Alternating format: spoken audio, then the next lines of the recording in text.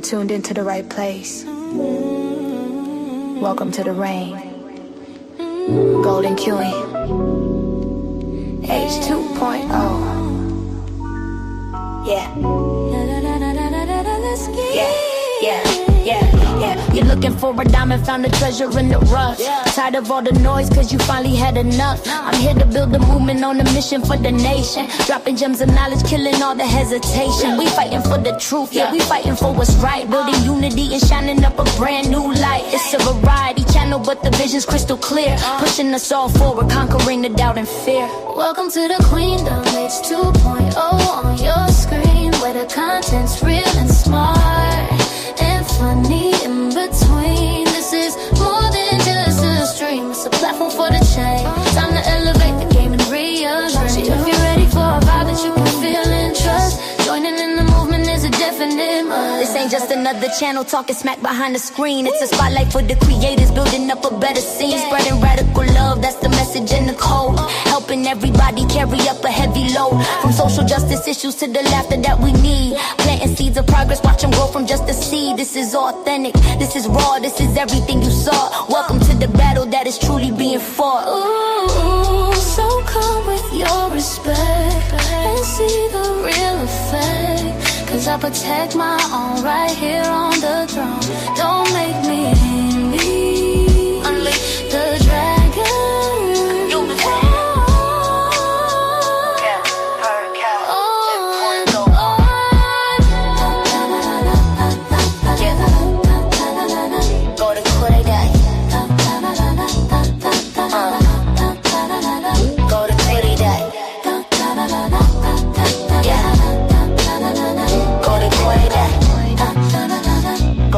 Subscribe, ring that notification bell. Yeah, you don't wanna miss a thing.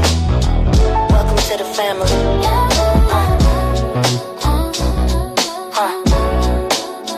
Yeah.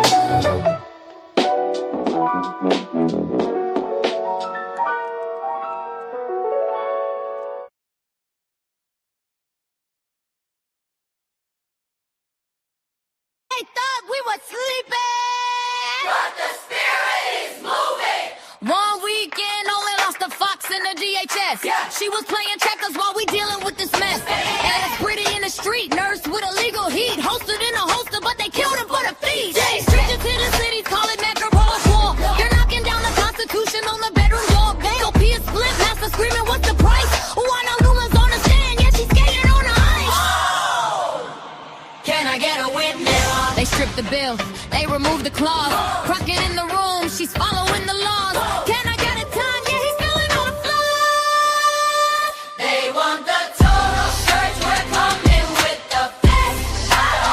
Trump firing the chiefs while the streets are seeing red. They want the total search, we're coming with the best. Trump firing the chiefs while the streets are seeing red. Senior, yeah, he dropped the bomb. Said bringing home an in is a crisis never calm. Gestapo Greg Bofino, yeah, he's heading for the gate. Ellison is smiling while the judges has the fate. Not credible, they said, yeah, he lied under the low. Trying to lock the Canada City low. Sit in the goal, the rule is distance, persistence. Two way to the left, the likely alleys fighting back against the state that's about to death. Rise up!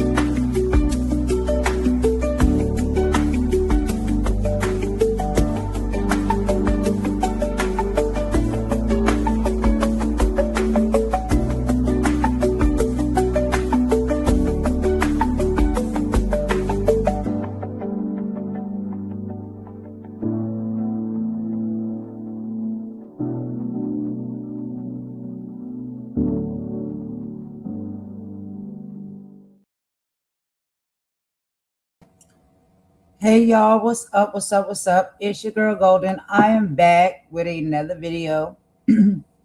So we got some more things we got to get into today, y'all. Child, it never ends. It never ends. But anyway, hope seems to be at the forefront. Things seem to be taking a pretty good turn. With a lot of things that are happening in the political sector and in our United States government and some, geopolitical government as well. We've been seeing a lot of these things play out for what the past few months now, and your girl Golden is going to report on it right here for y'all. So we got some more things to get back into. Let's go ahead and do our welcome. So it is about 4:03 p.m. here, Eastern time in the Carolinas in the United States, and it is pretty decent. Outside it's still cold, but the sun is shining. It's not as cold as it has been, so that's a good thing.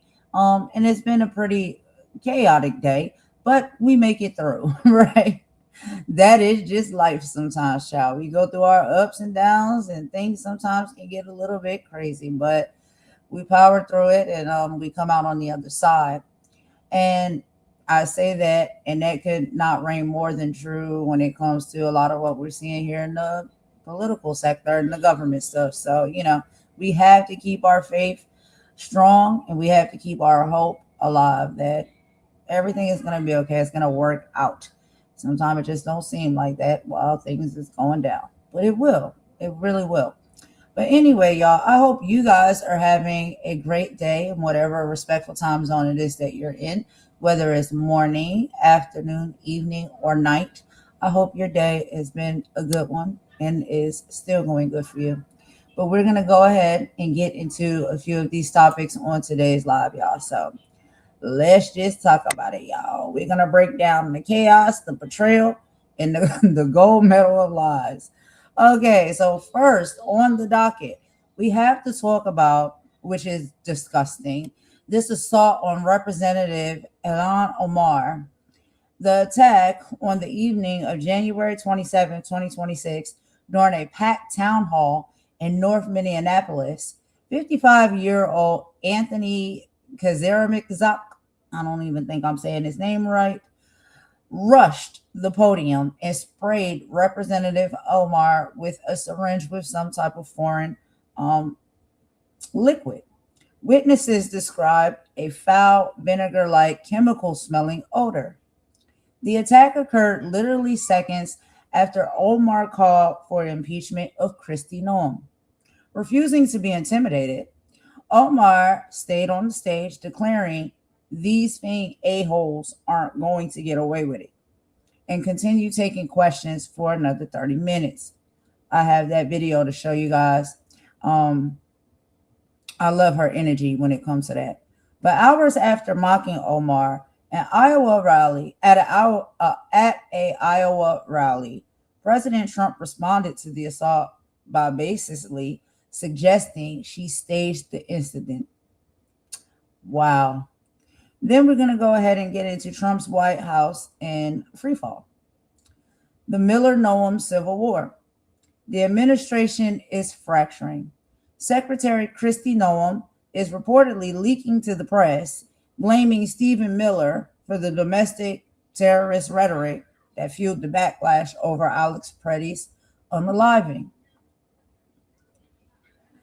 In a move signaling a massive loss of influence, Miller was excluded from a private 2-hour emergency meeting between Trump and Noem on January 26. With Border Patrol Chief Greg Bovino being removed from the Minneapolis operation, many see Miller as the next domino to fall as the White House tries to de-escalate the Operation Cluster, in Minnesota.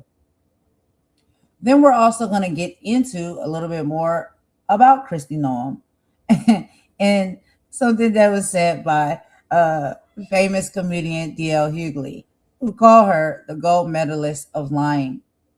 Comedian D.L. Hughley went viral for branding Noem the gold medalist of lying, specifically calling out her claims that this powing victim, Alex Pretti, was brandishing a weapon.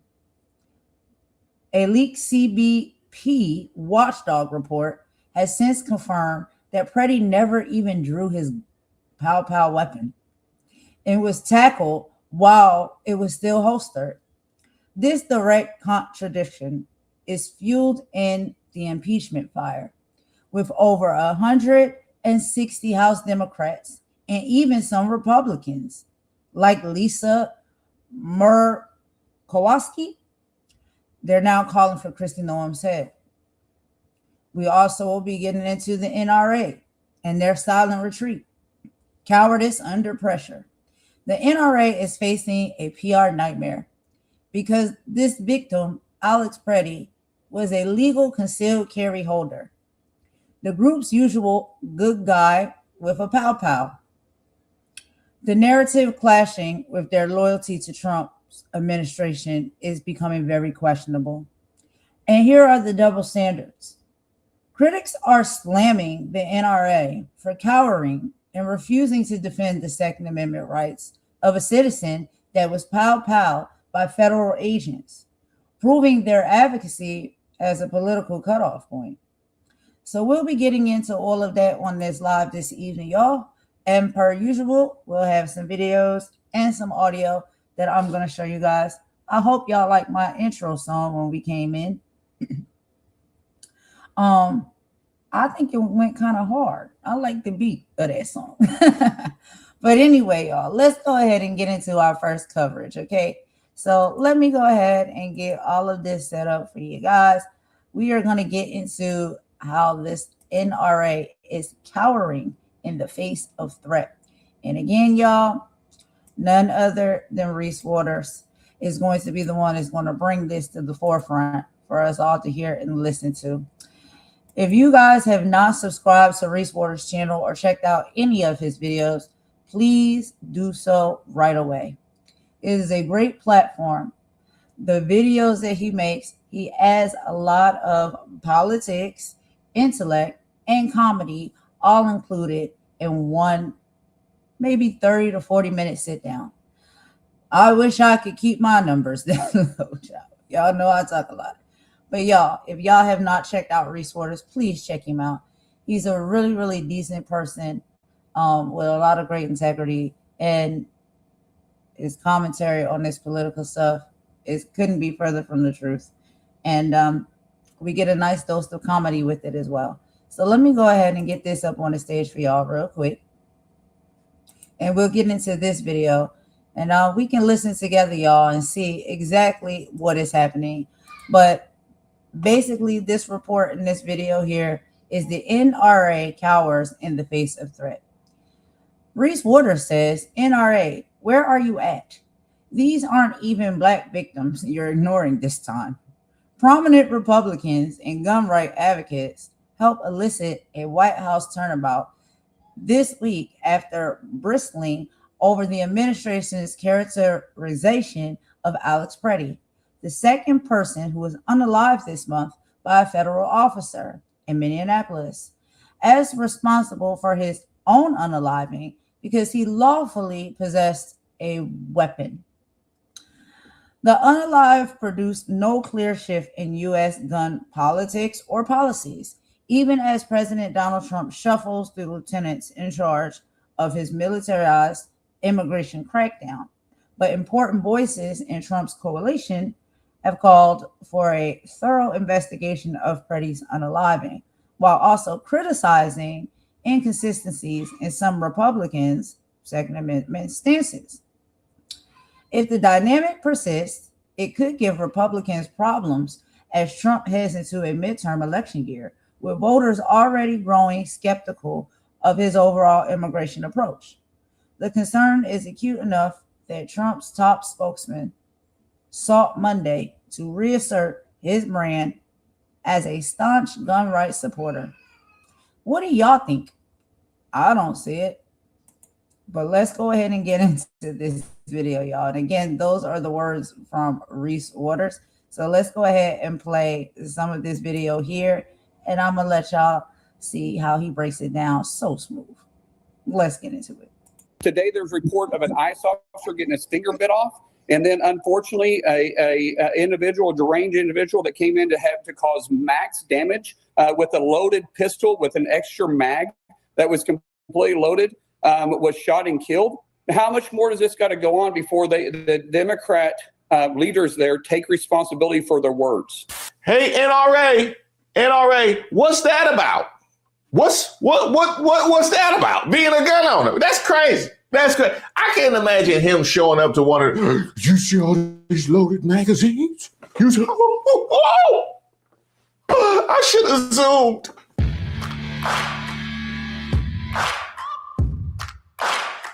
Shout out to all the subscribers and the members here on the channel. Don't forget to like the video. My name is Reese Waters, and this is Racist of the Week, where we explore the stupidity and hypocrisy of discrimination in hopes we could build a more perfect union and also laugh. As usual, I would like to thank today's sponsor, Racism. And of course, if you have any nominees, you can drop them in the comments. You can email me at admin@reesewaters.com. Today's nominee, the NRA. Starting a dropshipping business didn't feel so.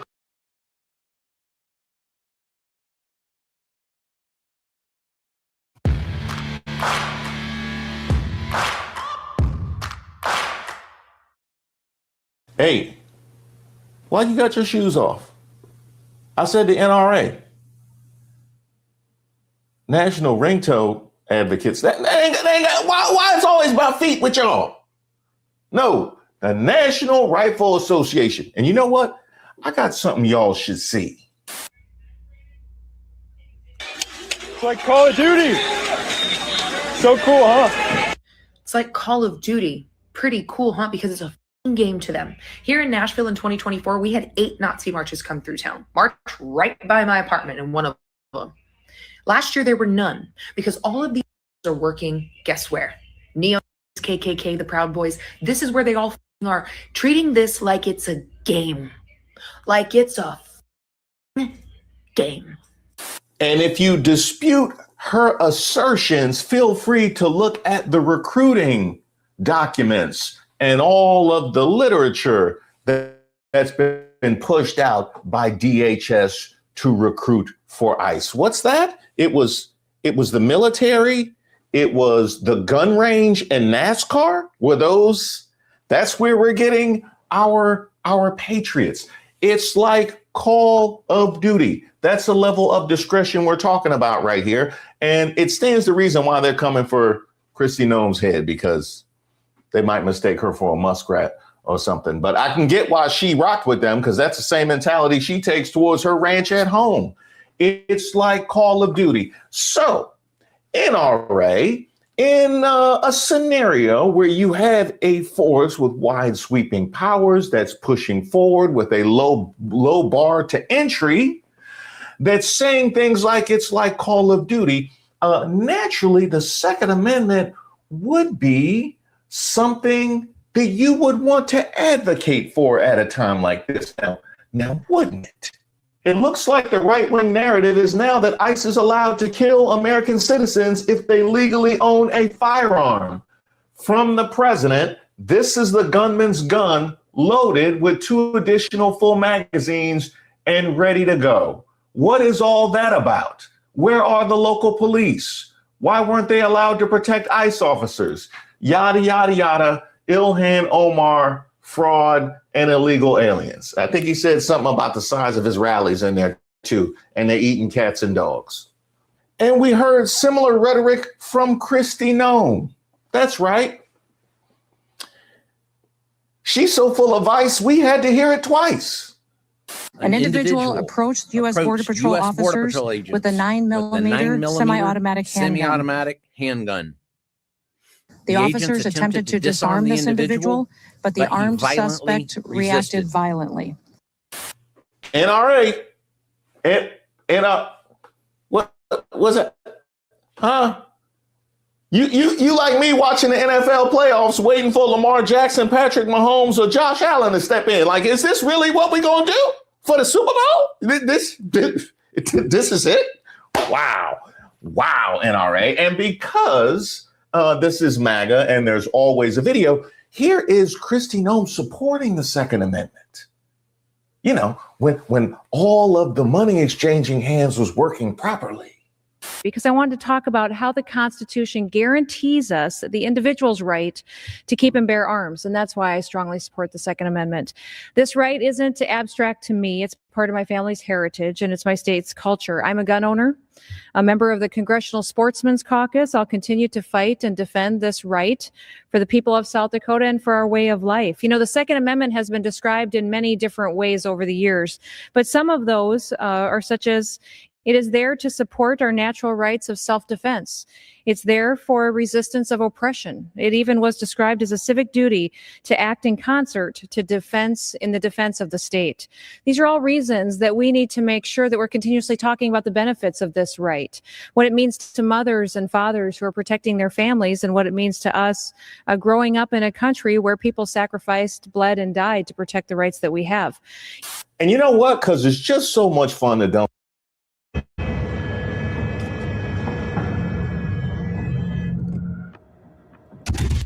on Kristi Noem's head, another one. Why do the liberals and Joe Biden want our guns? Because it will make it easier for them to infringe on all of our other rights. She called all y'all cowards. She called all y'all cowards. Let me get this straight. She took y'all support, sat there and said all them words.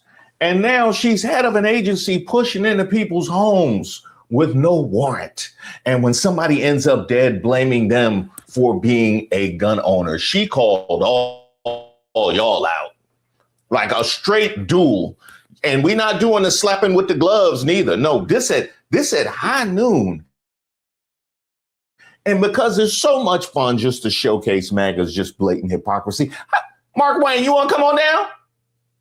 I know. I love the two names. I do. About it.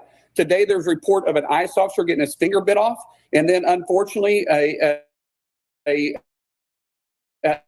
deranged individual that came in to have to cause max damage with a pistol with an extra mag that was completely loaded was shot and killed. How much more does this got to go on before the Democrat leaders there take responsibility for their words? Hey, NRA, what's that about? What's that about? Being a gun owner? That's crazy. That's crazy. I can't imagine him showing up to one of the, you see all these loaded magazines? You see, I should have zoomed. I knew better to come down here. Hey, Mark Wayne, is that the energy you had for this? Was that your energy? It's a lot more where that came from. Now, what was that Kristi Noem said? You know what? Let's sprinkle a couple of raisins in the potato salad to make the work even nastier. Then comes the letter that Pam Bondi sent about voter registration information. Oh, so apparently this isn't about law and order and immigration after all. What was that y'all said about rights? Two plausible but equally alarming explanations for demanding voter records. They intend to tamper with the 26 midterms, and this is a tool, or they want a list of Kamala Harris voters for intimidation purposes. The Attorney General of the United States yesterday sent a letter to Minnesota Governor Tim Walz that was breathtaking. And I'm going to read part of what she wrote. Some of the demands that she has for the governor: share all of Minnesota's records on Medicaid and food and nutrition service programs, including the Supplemental Nutrition Assistant Program data, with the federal government. Allowing the federal government to efficiently investigate fraud will save Minnesota taxpayers money. Goes on to say, allow the Civil Rights Division of the Department of Justice to access voter rolls to confirm that Minnesota's voter registration practices comply with federal law as authorized by the Civil Rights Act of 1960. That, to me, is among many things in this letter very significant, because the president has said on multiple occasions that he believes he won Minnesota in all three elections that he ran in, even though that is not the case. Jonathan, it's absolutely outrageous. One of the things the federal government is supposed to do is to show deference to separate sovereigns, that is state governments, a respect for their role, a respect for the federal government role, and from time to time requests to work together. But what this strikes me as is the same kind of extortionate language we've seen from President Trump when he sent letters to law firms and universities and even the media demanding that they comply with his demands. What he does and what this seems to be doing is we are going to inflict pain on you. And until you agree to our demands, we're going to keep the pain there. But there's a way out for you. We could do this the hard way or the easy way. And the easy way would be for you just to give us what we are demanding and that which we are otherwise not entitled to. This is an abuse of federal power. And it seems that this threat of violence, of keeping dangerous agents on the streets where people will be killed because of poor training or the show of force. And it's going to continue unless and until you, Minnesota, comply with our demands. Oh, yeah. They just went and threw a cold bucket of orange bronzer on anybody that was trying to legitimize Alex Pretti's death right there. Or this mission from ICE in Minnesota in general. They just went into orange bronzer. I didn't know it came in orange neither. Not till 2016. I had no idea. So that is where we're at. And meanwhile, where are my 2A warriors at? Switch to TurboTax and file your own taxes free in the app if you didn't file with us last year. Yeah, fucking political. That was murder. An ICU nurse who worked at the VA who was legally carrying a firearm that was holstered while he was filming, who is now being painted as a domestic terrorist because he took a gun to a protest. But all these 2A a couple years back were screaming Kyle Rittenhouse's name from the rooftops. Oh, that was different. Yeah, you're right. He had a rifle strapped to his chest. The man who was shot and murdered by ICE was concealed carrying a firearm that he was legally allowed to have. I am now seeing reports that it's even possible that they disarmed him by taking his weapon out of his holster that was at his 6 o'clock, and then they mag dumped the guy. So if you are legally carrying a firearm and they take that off of your person and then utilize that as a justification to put rounds in your back while you were laying face down on the pavement, then it was never about following the law. The Second Amendment doesn't matter anymore. And you're so where's all Child, okay, so we're watching some of this footage now that we see, and I think that the footage that we're seeing and the commentary that's being made is necessary. I appreciate it. I'm glad that people are finally getting it. And I don't want to be that type of person. I really don't. But I think that every now and then we do need to remind people that you see the passion and the anger and the upset that this man has in this clip right now. This is a lot of the passion and the anger and the upset that a lot of Black people have been having for a very, very long period of time. And not even just Black, other races as well, outside of the Caucasian race. And when we get angry and we take to our TikToks or our Facebooks or our Instagrams or our YouTubes to explain these things and say, look, this is what happened to a Black person. Look how unwarranted it was. We are angry. We're upset. We are frustrated. This did not deserve to happen.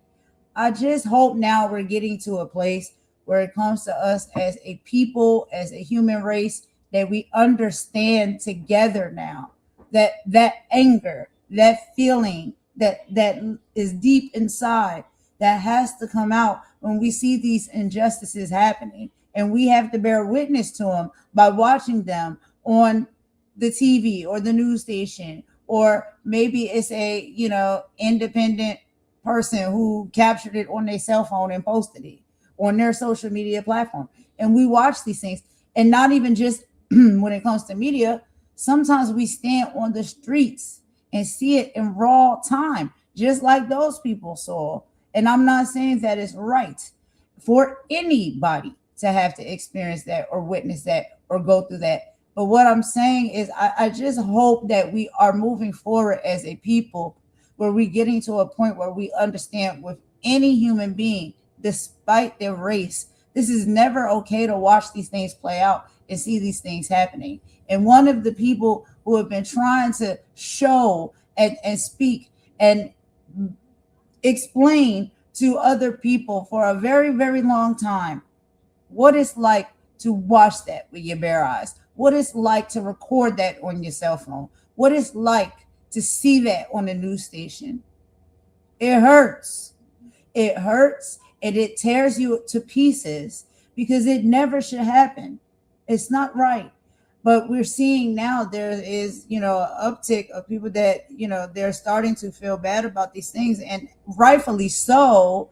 But it's just like, sometimes I ask myself in the back of my mind, would you feel that way if it was a Black person? Would you feel that way if it was a Hispanic person?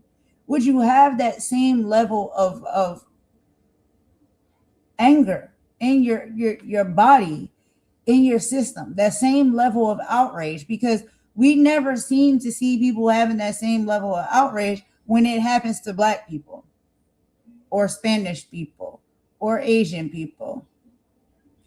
And I don't want to divide the conversation here, y'all. I don't want to make it uncomfortable for people, because I understand people get uncomfortable when they hear conversations happen like this. And this is not what my whole entire conversation is based on. I'm just, inserting every now and then after the things that we are watching together. And I'm just telling y'all what I know to be true. It has been multiple accounts now that we have seen Black, African-American people or Hispanic people pow down in the streets, in their homes when they were calling for help. And we've watched that on videotape for over however long we've been seeing it happen, because it happens a lot in our community towards Black people or Spanish people or Asian people or other races of people. It's more often happening to those races of people, but now that it's happening to Caucasian people that, like they said, do not deserve it. And I absolutely agree with that. They did not deserve that. No one ever deserves that, despite your race and your skin tone and your color. But it seems that we live in a world and society where it's almost, you just walk down the street and you turn a blind eye when it happens to certain races of people, because it's almost to be expected that it's supposed to happen to them. But when it happens to Caucasian people, now everybody stop the presses. We got to talk about this. This is a serious matter. We got to fix it.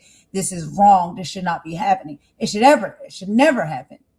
And this is all we've been trying to say as Black people. And so if there's anybody out there that's listening, and if you agree with me, if you understand where I'm coming from with this, I mean no harm when I say it. I just know that we're in a place now that things are moving really nasty work-like. And now we finally get to have these hard conversations. And I hope that we can have them with one another with love in our heart when we talk about it.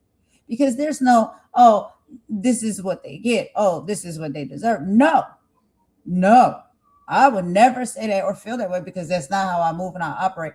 No human being deserves to be treated like this. These things should not be happening to any of us. It doesn't matter. Like I said, our race, our skin tone, our ethnic background, our sexual preference, our gender identity. None of that matters. We are human at the end of the day. We don't deserve to be treating each other like this or being treated like this at the hands of any organization, group, or entity. And we don't need to do each other this way either. But that's a whole nother conversation for another day. But I just wanted to bring that to the forefront, because I see the outrage, and it's like, where was this outrage? We weren't seeing as much of this outrage when it was happening to other races of people. That's all I'm going to say. And again, not everybody. There were people that were outraged. There were people that were upset that were from other races and other nationalities and backgrounds and countries and things of that nature, that can see and bear witness to these things and know that it's not right for it to happen to anybody. They feel the same way I do, and they always have, and they always will. And so I will always give people respect for that, because I know that there's people out there that feel that way. But then there's some, the sleeper cell, that have been in that sleeper cell for a very long period of time now. And it seems like they've been rattled and shaken up almost now because it's starting to hit home. Y'all understand what I'm saying when I'm saying these things? I don't mean it to be offensive to anybody. I'm just telling the truth. When it's not bothering you or your people, it's not an issue. But when it starts to hit home, now people seem to start to feel a certain type of way. But respectfully, these could be people that have felt this way no matter what race, no matter what, identity or anything like that people are, whatever differences we all may have.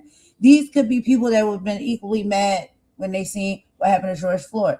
These could be people that were equally mad when they seen what happened to Sonia Massey. These could be people that were equally mad when they seen what happened to Trayvon Martin. These could be people that could be equally mad when they seen what happened to Breonna Taylor, right? And the list can go on and on and on. It should never happen to any of us. But let's get back into the video.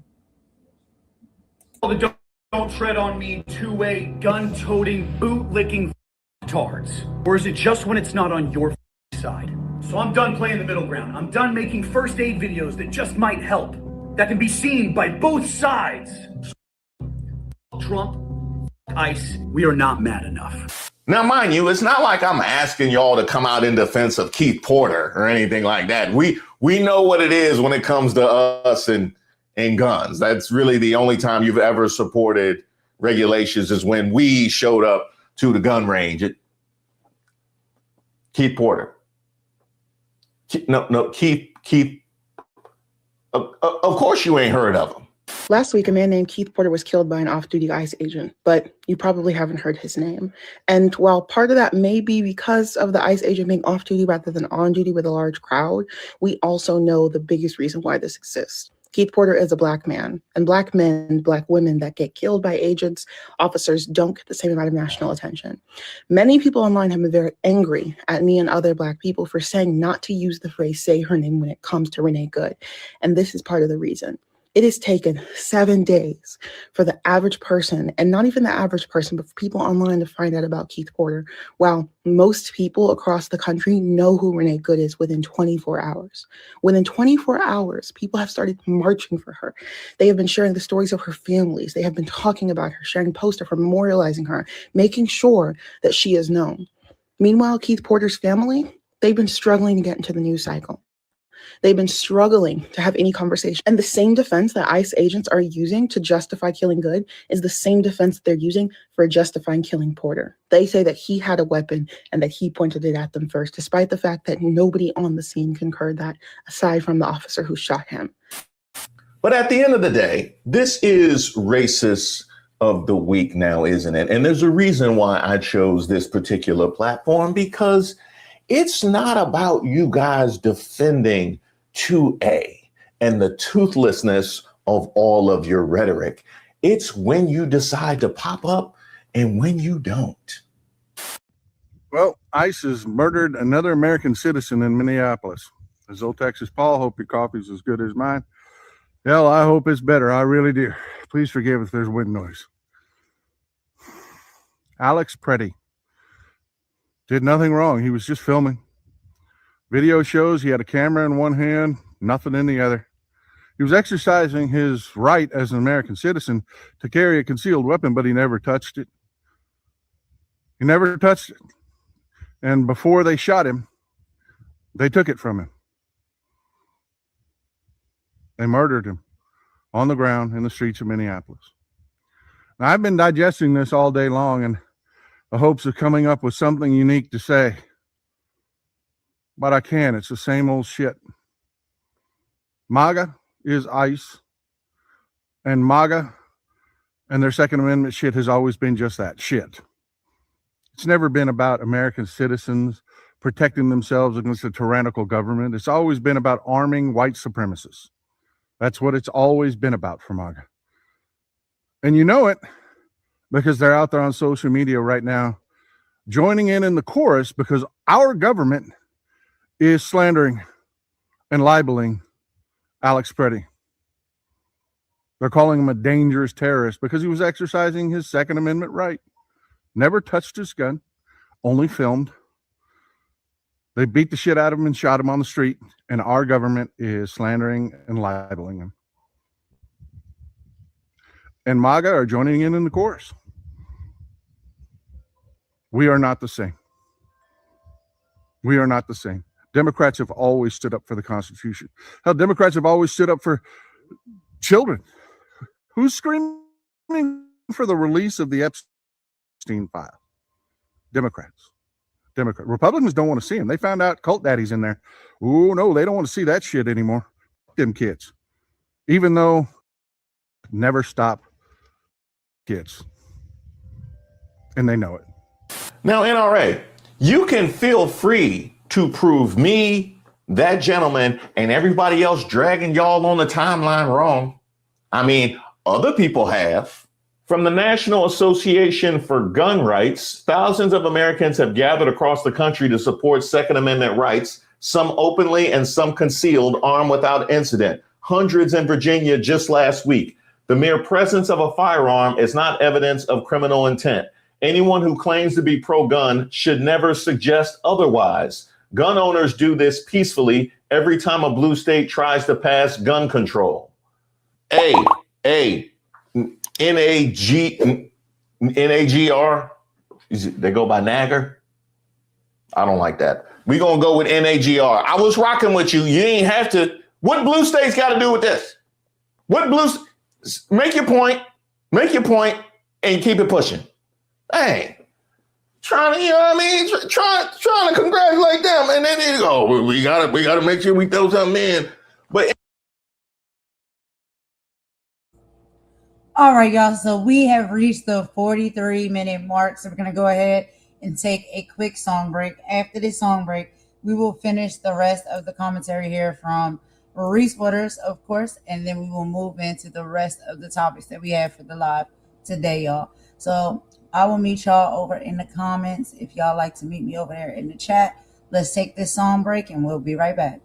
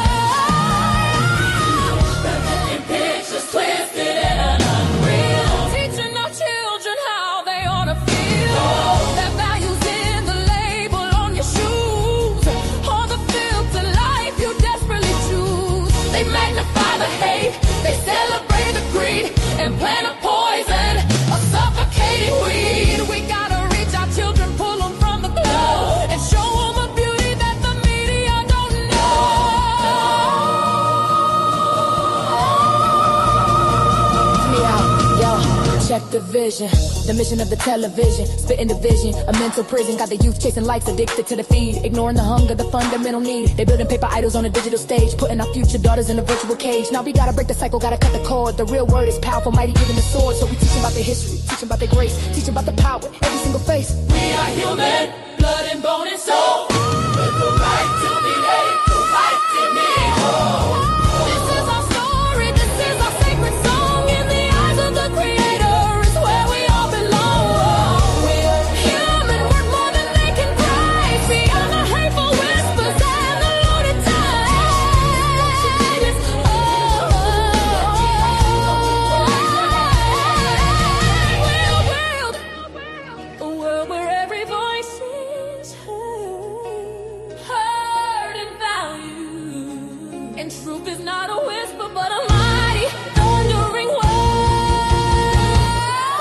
justice, a word of peace, a promise that the fight will never cease. This ain't just a track, it's a call to action for every mother, father, every single fraction of the community holding it down on the ground, time to get loud, make a revolutionary sound. Look your child in the eye, tell them that they matter, tell them their spirit's something to know like a shadow, tell them knowledge is the weapon, love is the shield, and the truth is the harvest. We're gonna grow in this field. Yeah. Oh, yes we are.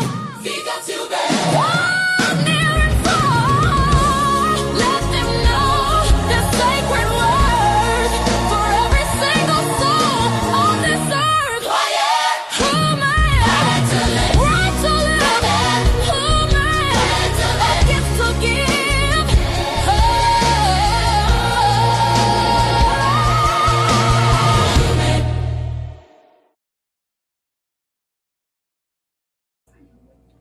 All right, y'all. So let's go ahead and get back into the video. That was just a quick little song break. I hope y'all like that song. But I hope you was also listening to the words of the song, because when I wrote it, it's literally what I think and what I feel. Like, we are human. That's it. Our fundamental needs, our fundamental wants as human beings, despite our differences, are all the same. It's always all the same. And so we got to just start looking at each other as human beings and not really paying attention to the differences. You know what I mean? We got to get past that. When do we get past that?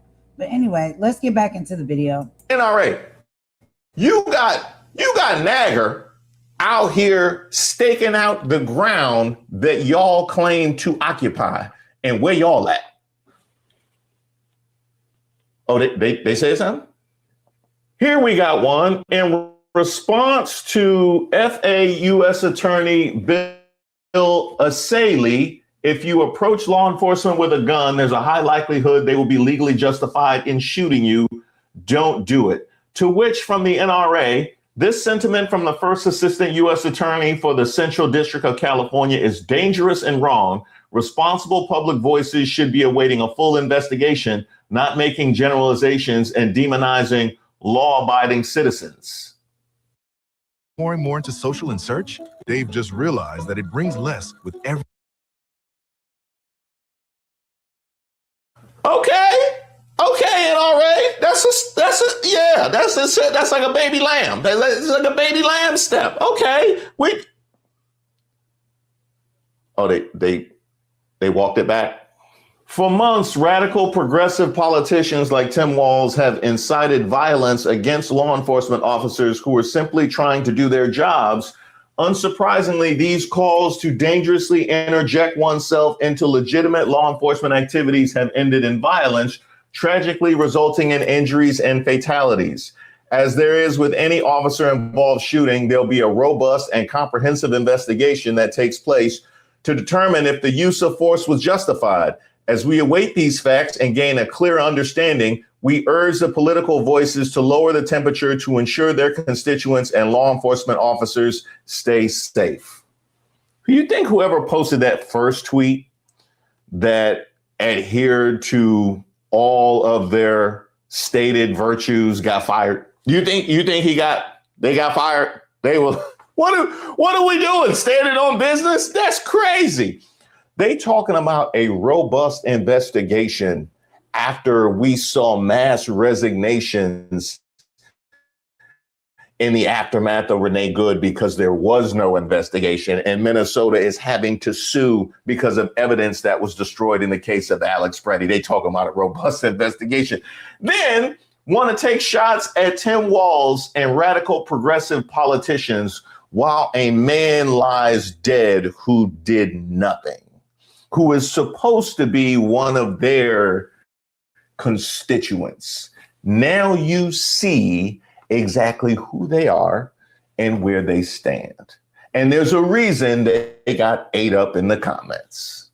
I wonder how many times you said shall not be infringed before this administration started infringing. Pathetic statement from a pathetic organization. An NRA accidentally forgets to rise up against tyrannical government. An embarrassed National Rifle Association says it totally forgot to do the one thing it has been saying for years it is solely there to do. And what's that, NRA? All this time, you claimed you were here to protect citizens from a tyrannical government when really you were just here to profit off of death. Boot-looking frauds who believe in nothing. Pathetic. Oh, it's way more where that came from. Y'all got ate up. It's okay when they provoke because they are protected by the First Amendment. It's okay when they bring guns to protest because they are protected by the Second Amendment. But it's never okay when the rest of us do those things. Isn't that interesting?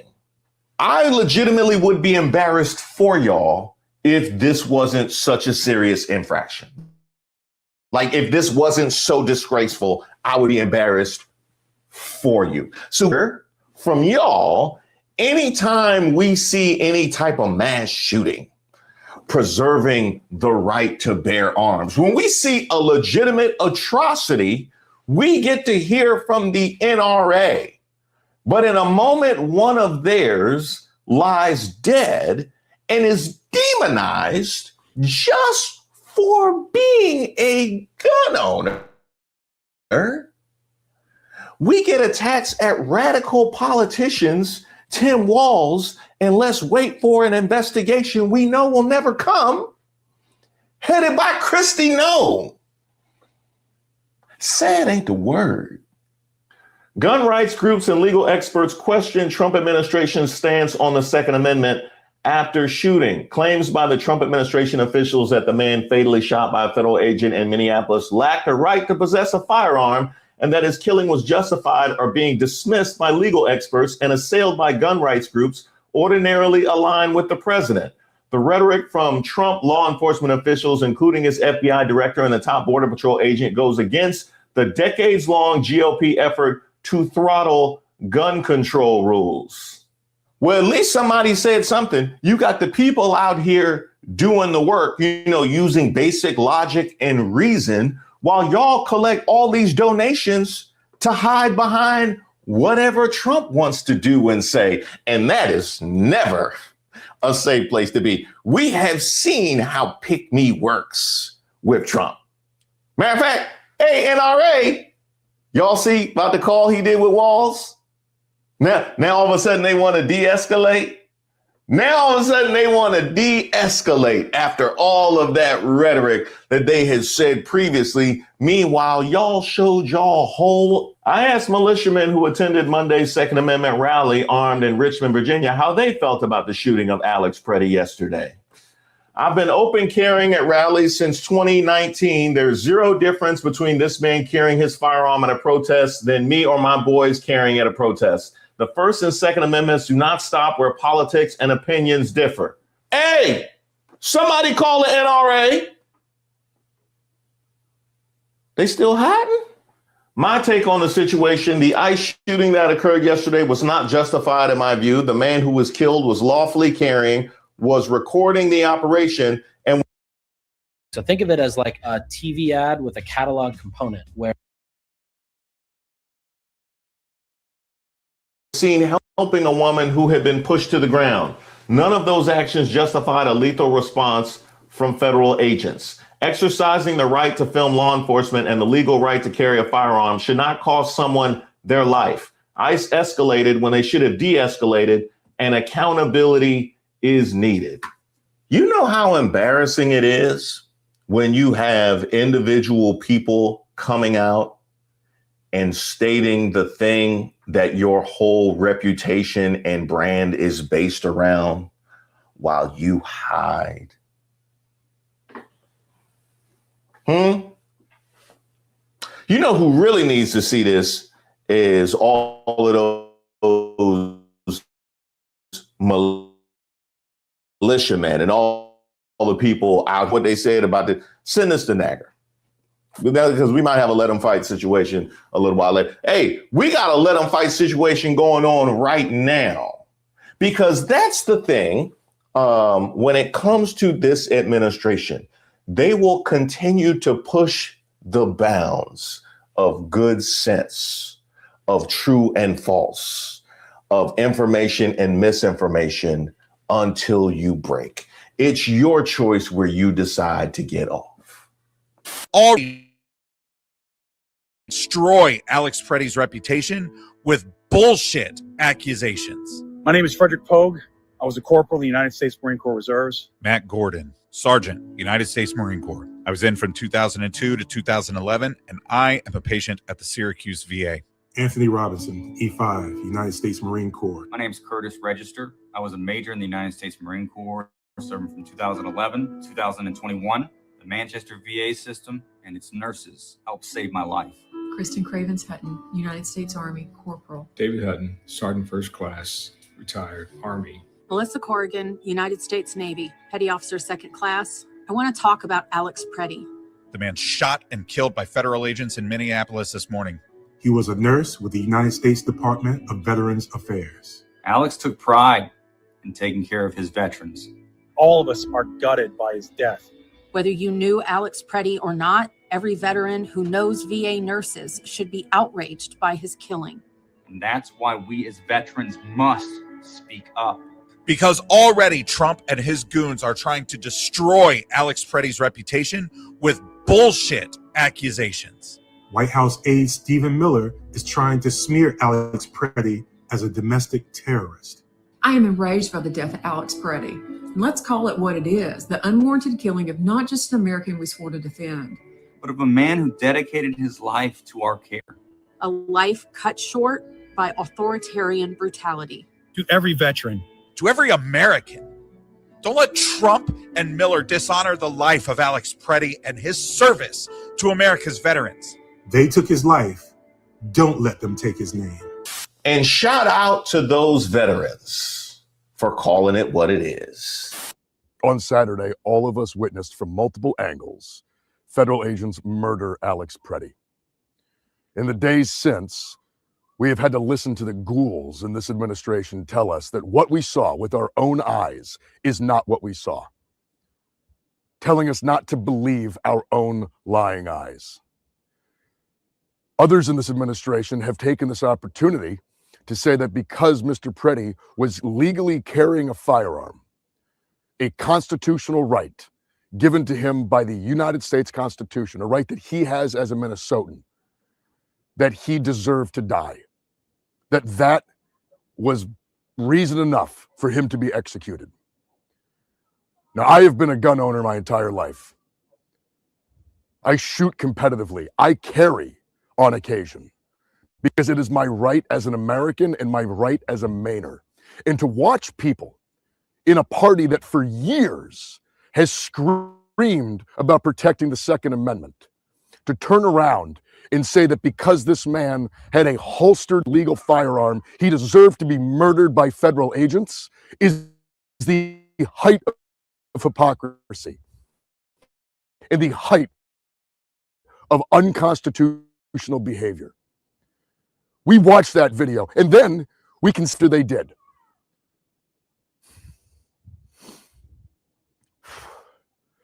I mean, it makes me emotional. It also makes me incredibly angry.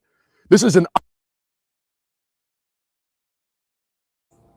All right, y'all. So we're going to take a quick pause because I wanted to show y'all something else that I did come across that I don't know if you guys have seen. I'm pretty sure you haven't. And, you know, when it comes to us speaking about these things, it's not just because of the injustices. Okay. Let me say like this. We know that injustices are happening. They're happening to human beings, period. We understand that.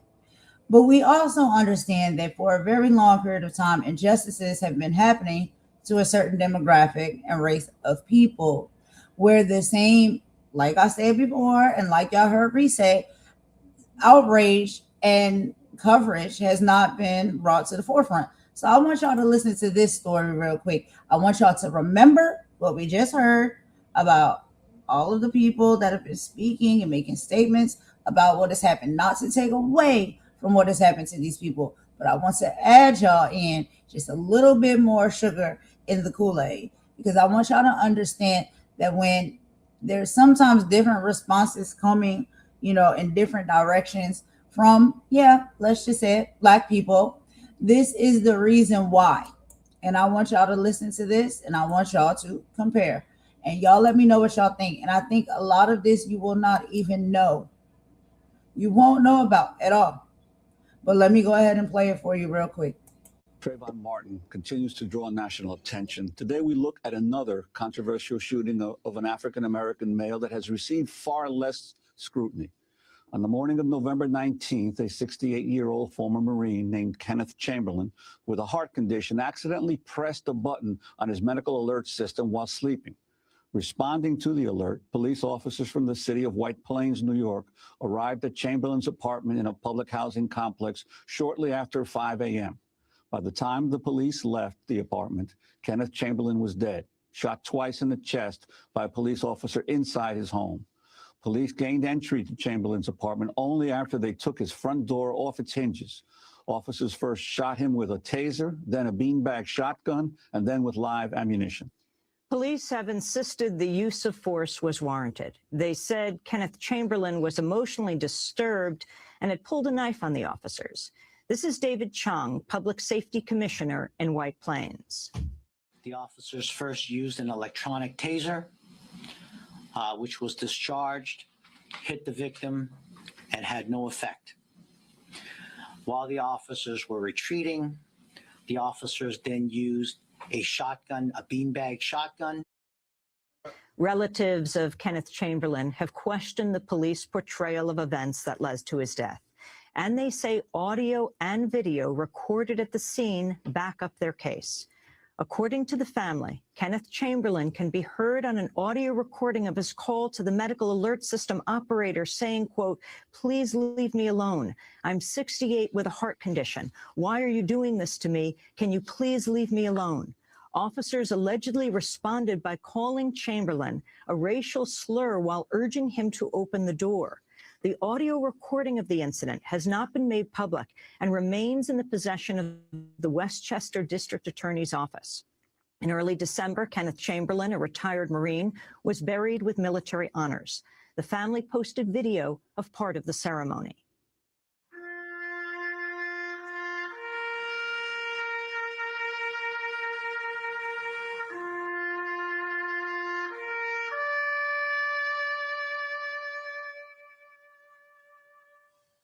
Several months after his death, the name of the officer who killed Kenneth Chamberlain has yet to be released.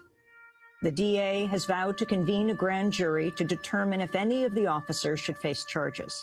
We invited the White Plains Police Department and the Westchester DA's office onto the program, but they declined to join us or issue a comment. But we are joined by Kenneth Chamberlain Jr., the son of Kenneth Chamberlain Sr., the victim, and by two of the family's attorneys.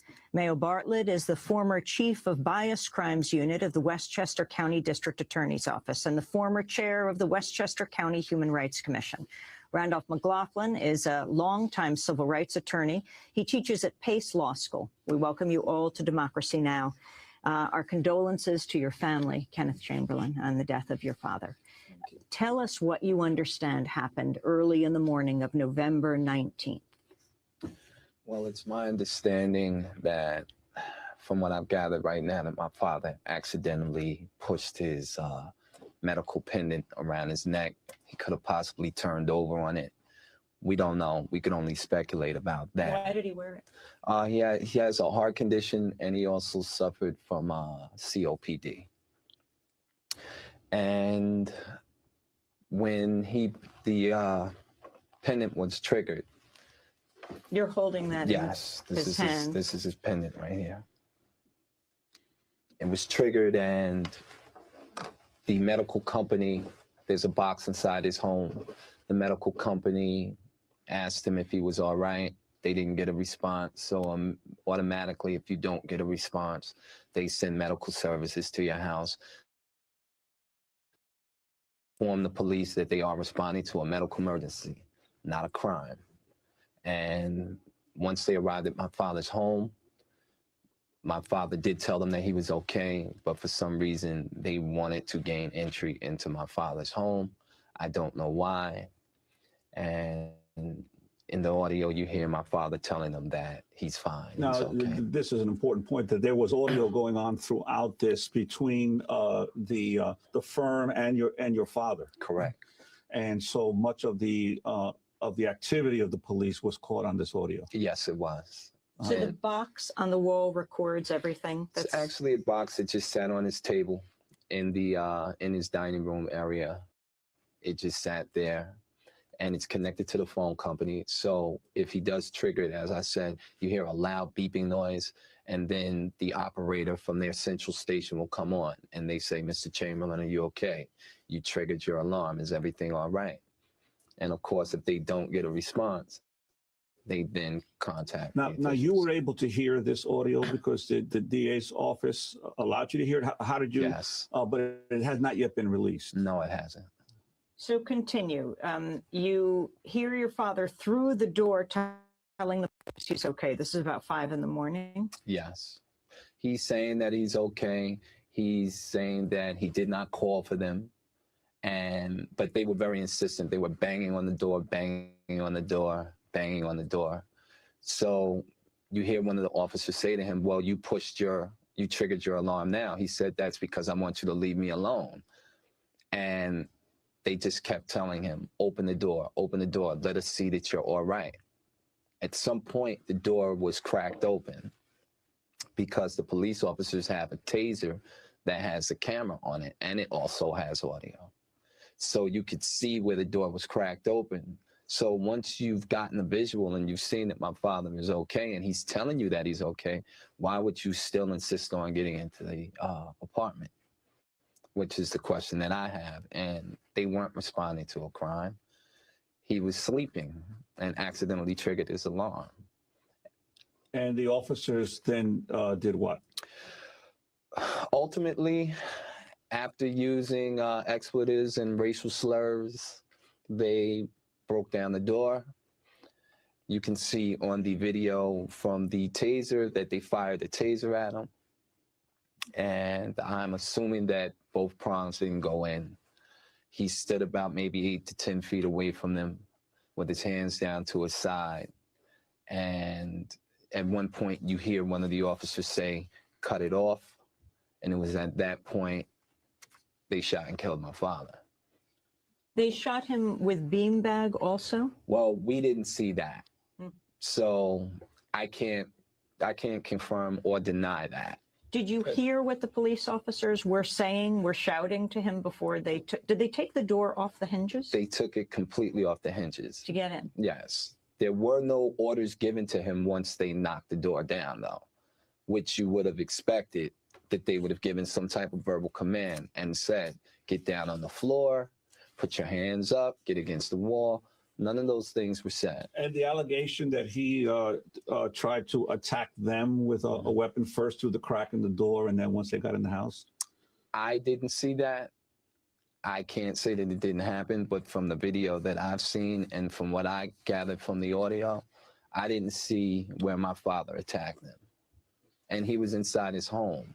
So where was the immediate threat? What exactly did you hear your father say? He was inside the house as the police are coming inside, and the medical pendant company is recording all of this.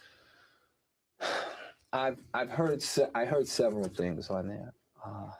One thing you hear is my father pleading with them to leave him alone. Excuse me. You hear him asking them why are they doing this to him. He says, "I'm a 68-year-old man with a heart condition. Why are you doing this to me? I know what you're going to do. You're going to come in here and you're going to kill me." You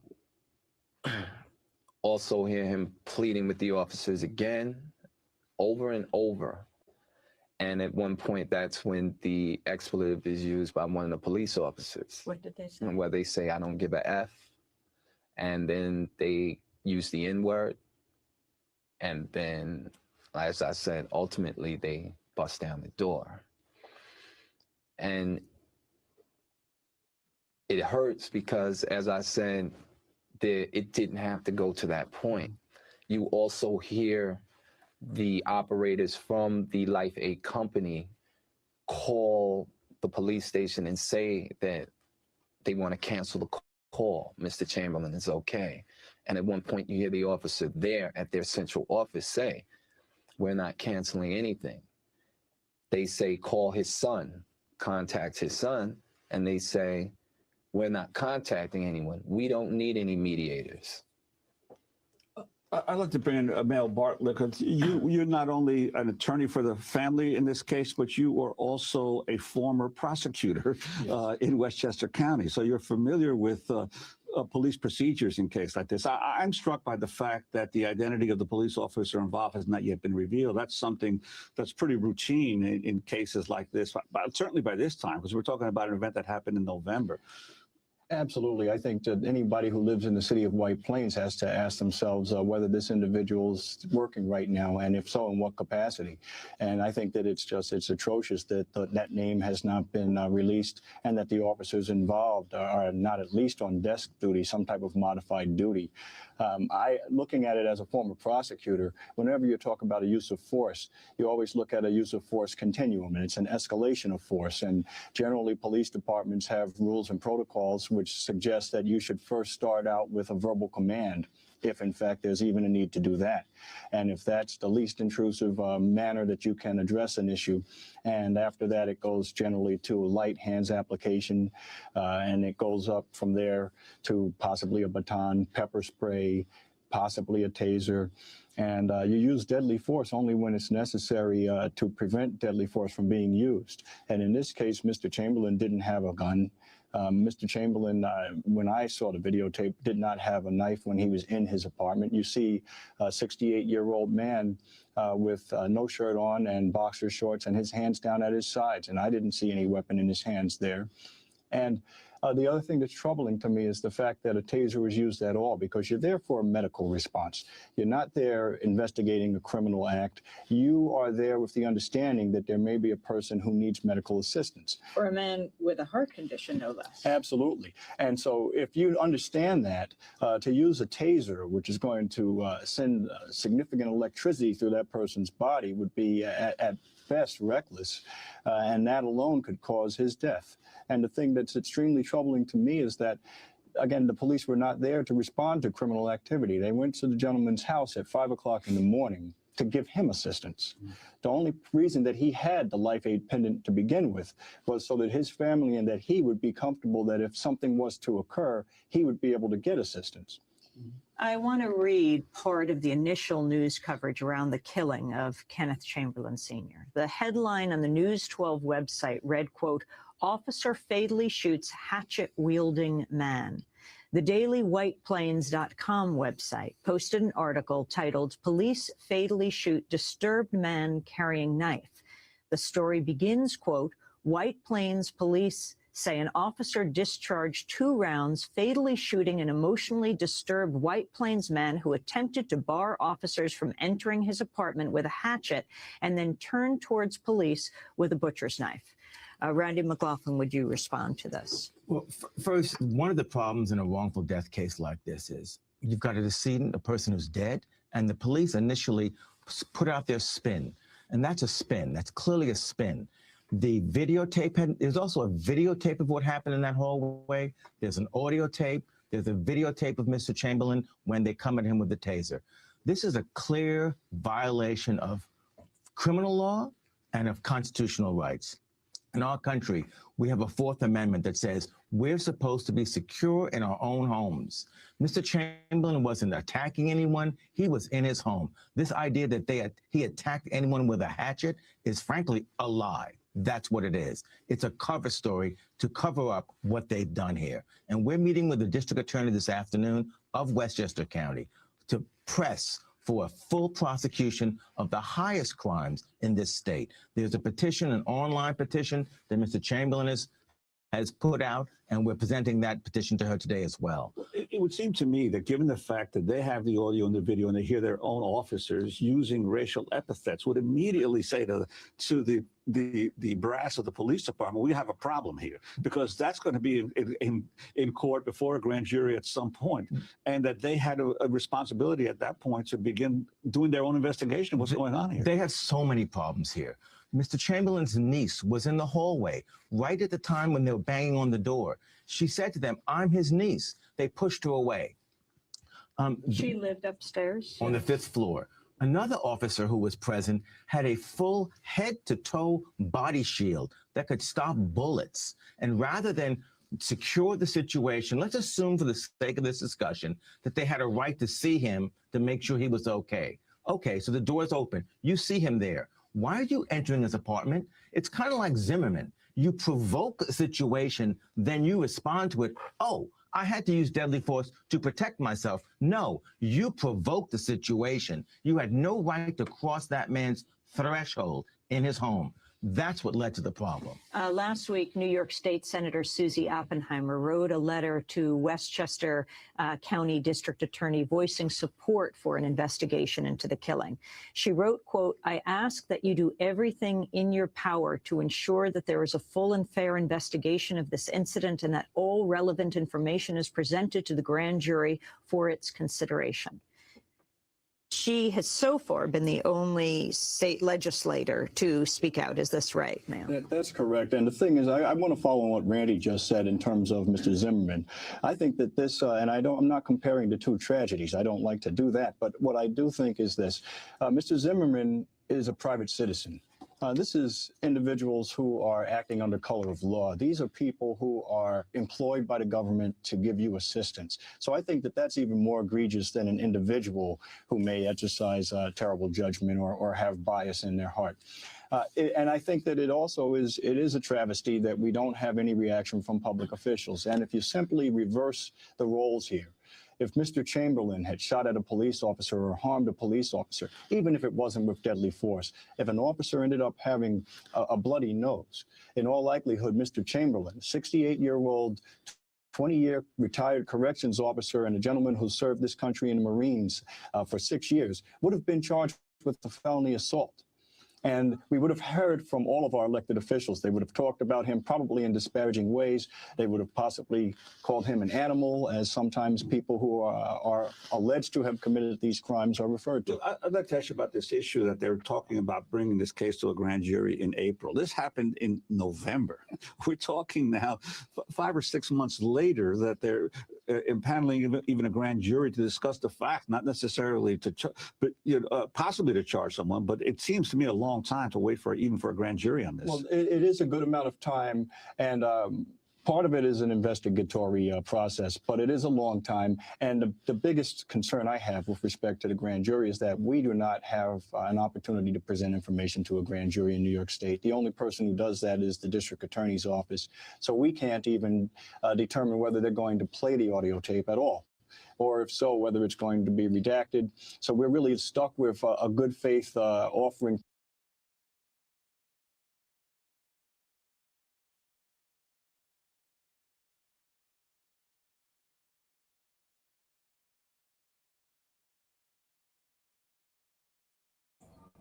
All right, y'all. So I just wanted to play that video so y'all can see when I'm saying the things that I say, and other people also are saying these things as well. There is a very big difference in comparison when it comes to when these type of things unnecessary to happen do happen at the hands of any type of law enforcement or organization or group to different, races of people. There is a different way that things get rolled out, that they get reported on, that they get talked about, that they get acknowledged. And so I wanted to show y'all that was from years ago. Now, y'all remember just maybe last year or about 2 years ago. Don't forget this one. And I want to say, y'all, trigger warning or whatnot. But y'all remember this case. You remember what happened in this case, right? And again, it's not to say that the outrage and the response that is happening right now with these two individuals, Renee Good and Pretti, are not warranted. They are warranted. They absolutely are. But we also think equally that responses in this way for this type of footage and coverage to go as viral as it does and as international as it does, it should be warranted to happen when these things happen to anyone despite their race. And so there's just a few little tidbits that I was just throwing in there, and then we're going to move right along with the live. But do y'all remember when this happened? Let's go ahead and get into this video. This morning, closing arguments expected to begin in the high-stakes trial of the former sheriff's deputy accused of shooting and killing an unarmed Sonia Massey. Sheriff's Office! Sean Grayson taking the stand in his own defense Monday, telling the jury he thought Massey was threatening him the night he and his partner responded to her home near Springfield last year. Massey had called 911 to report a disturbance. Away from your hot steaming water. Away from the hot steaming water? Yeah. I rebuke you in the name of Jesus. Grayson says he took the phrase, "I rebuke you in the name of Jesus," as a threat, testifying he thought she was going to throw the pot of boiling water on him. I swear to God, I'll shoot you right in your face. But in body camera video, Massey doesn't raise the pot until after he raises his gun, a key distinction, prosecutors say. He shoots and kills her moments later. Okay, I'm sorry. Drop the pot. 19 shots fired. Shots fired. Shots fired. Grayson telling the jury he didn't use a taser because he had an older model, and Massey was wearing multiple layers of clothing, saying he didn't want to take the chance of it malfunctioning. Now, before Grayson took the stand, his partner, who responded to Massey's home with him, said he did not see Massey as a threat before his partner fired his gun. Grayson pleading not guilty to all charges. Closing arguments, guys, could begin later today. Wrapping up soon. Wow. All right, Matt. Thank you so much. Appreciate that. So easy to become a podcast. All right, y'all. So that was just a quick little rundown, on what happened. And we remember, if you guys remember, and if you paid attention to exactly what happened in the case of Sonia Massey, we also heard another veteran, an elderly man that just simply had a life alert around his neck and it accidentally went off. The two things that are similar in both of those cases is these people were either calling for help purposely or maybe not purposely calling for help, but reaching out to, or the police department, the people that are supposed to protect and serve, were contacted in both of these cases for what is to believe that there was something going on, a issue or something that they needed help and aid and assistance with. Now, the gentleman that we listened to when I showed y'all the first video, his life alert, tag around his neck went off by accident. But still, when that happens, when that life alert goes off, you need help, you need assistance. That's what it's supposed to be there for. And the ones that are supposed to protect and serve are supposed to come and protect and serve and make sure that you're okay. With Sonia Massey, she called because she needed help, because she thought someone was trying to enter into her home or sneaking around her property out her backyard. And she called the officers for protection and help. These are both two Black individuals that now are no longer with us, that have lost their lives because when they have called or accidentally called, but systems were set up in place for them to be able to call police that are supposed to protect and serve, that didn't happen. And now we have not just police officers that are moving and operating this way, but we also are now experiencing that there's ICE officers that are moving and operating this way. And it's not just that they're doing this towards certain races of people anymore. This is happening to all of the human race.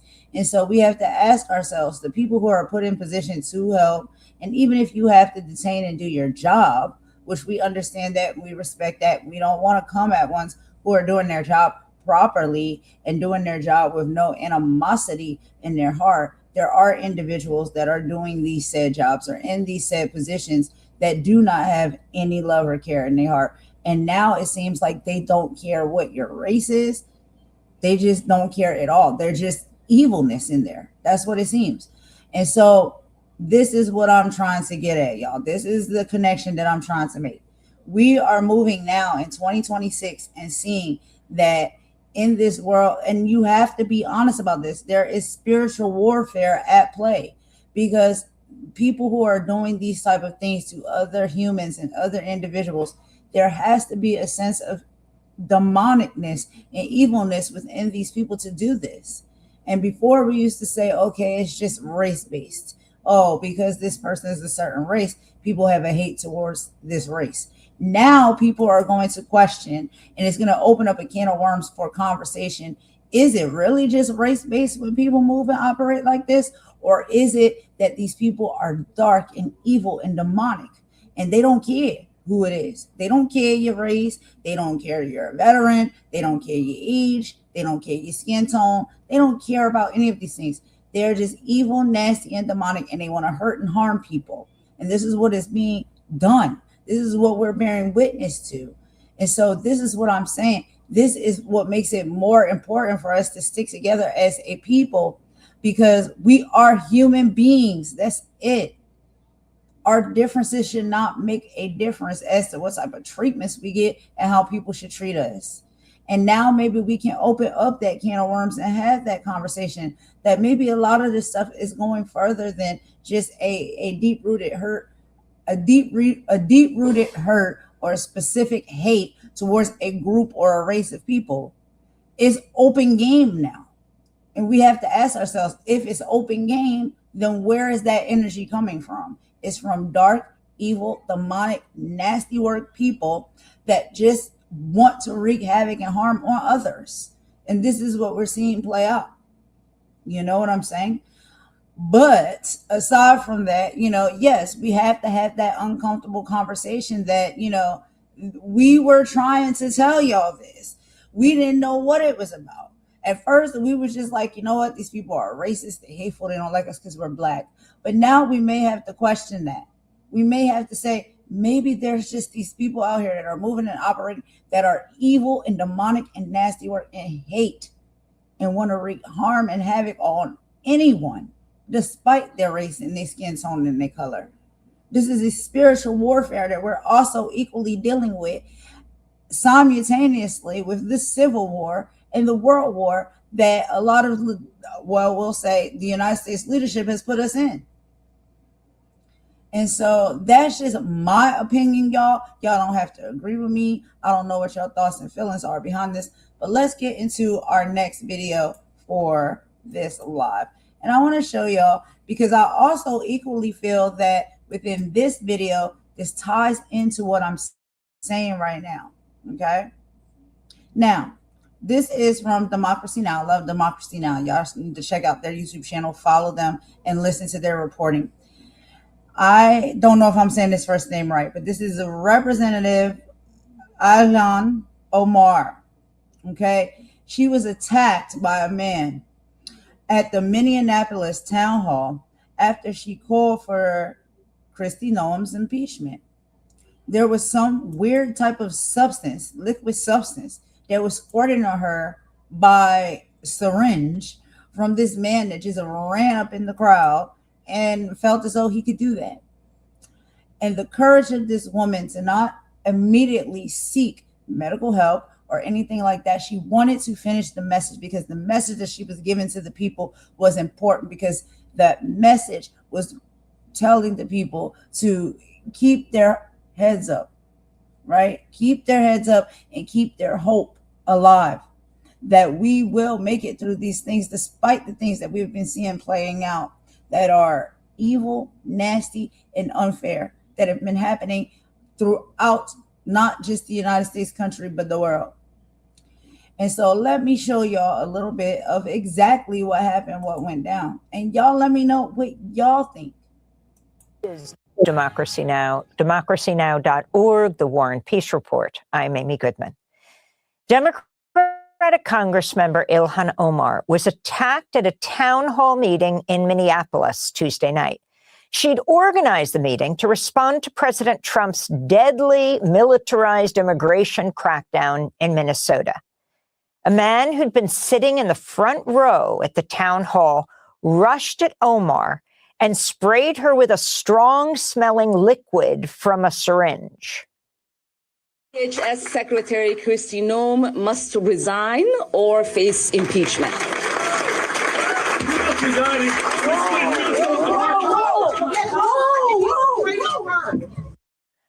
Authorities arrested the attacker, 55-year-old Anthony Kazmierczak, Congressmember Omar insisted on continuing with the town hall after the attack. These are some of the excerpts from the town hall, starting before the attack, then moving into it and playing what happened after. In the fifth, we oftentimes talk about how important it is for us to go govern together, and I am really delighted for the showing. The level of violence, federal overreach, lawlessness carried out in the name of immigration enforcement is unprecedented. U.S. citizens are being assaulted and detained. Minnesotans are expected to carry their citizenship papers. People are dying in ICE custody. Trump and his paramilitary immigration enforcement will not get away with their unlawful attacks on our state.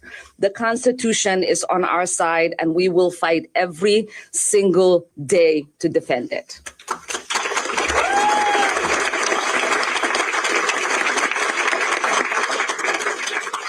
As it's been said, real justice and accountability starts with full, transparent investigation and legal action against ICE, followed by the abolishment of the agency. Renee Good should be alive. Alex Pretti should still be alive. Please, let's take a moment of silence for Alex and Renee. ICE cannot be reformed. It cannot be rehabilitated. We must abolish ICE for good.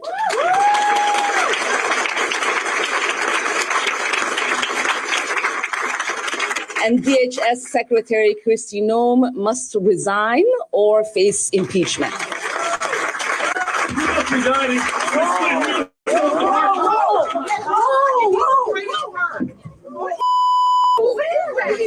I don't know. Oh my God.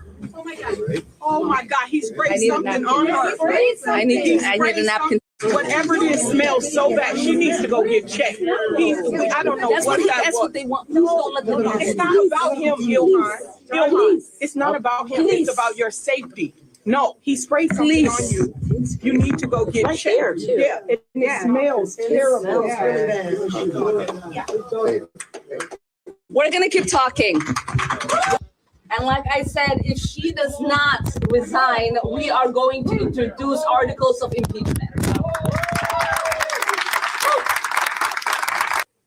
The children that are afraid to go to schools, the mothers and fathers that are afraid to drop them off, you know, the elderly shop owners at Caramel Mall, they're all citizens.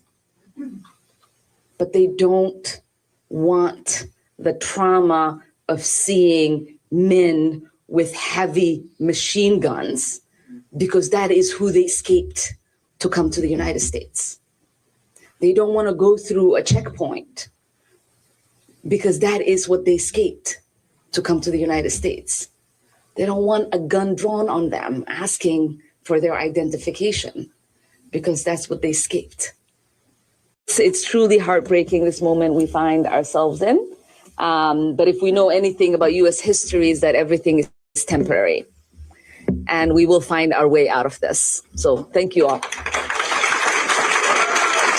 That was Minnesota Democratic Congressmember Ilhan Omar speaking at last night's town hall event in Minneapolis after she was attacked by a man who sprayed her with a strong-smelling liquid from a syringe.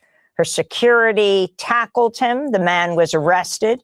Just hours before Congresswoman Omar was assaulted, President Trump openly mocked her during a rally in Iowa. They have to show that they can love our country. They have to be proud. Not like Ilhan Omar. Did you see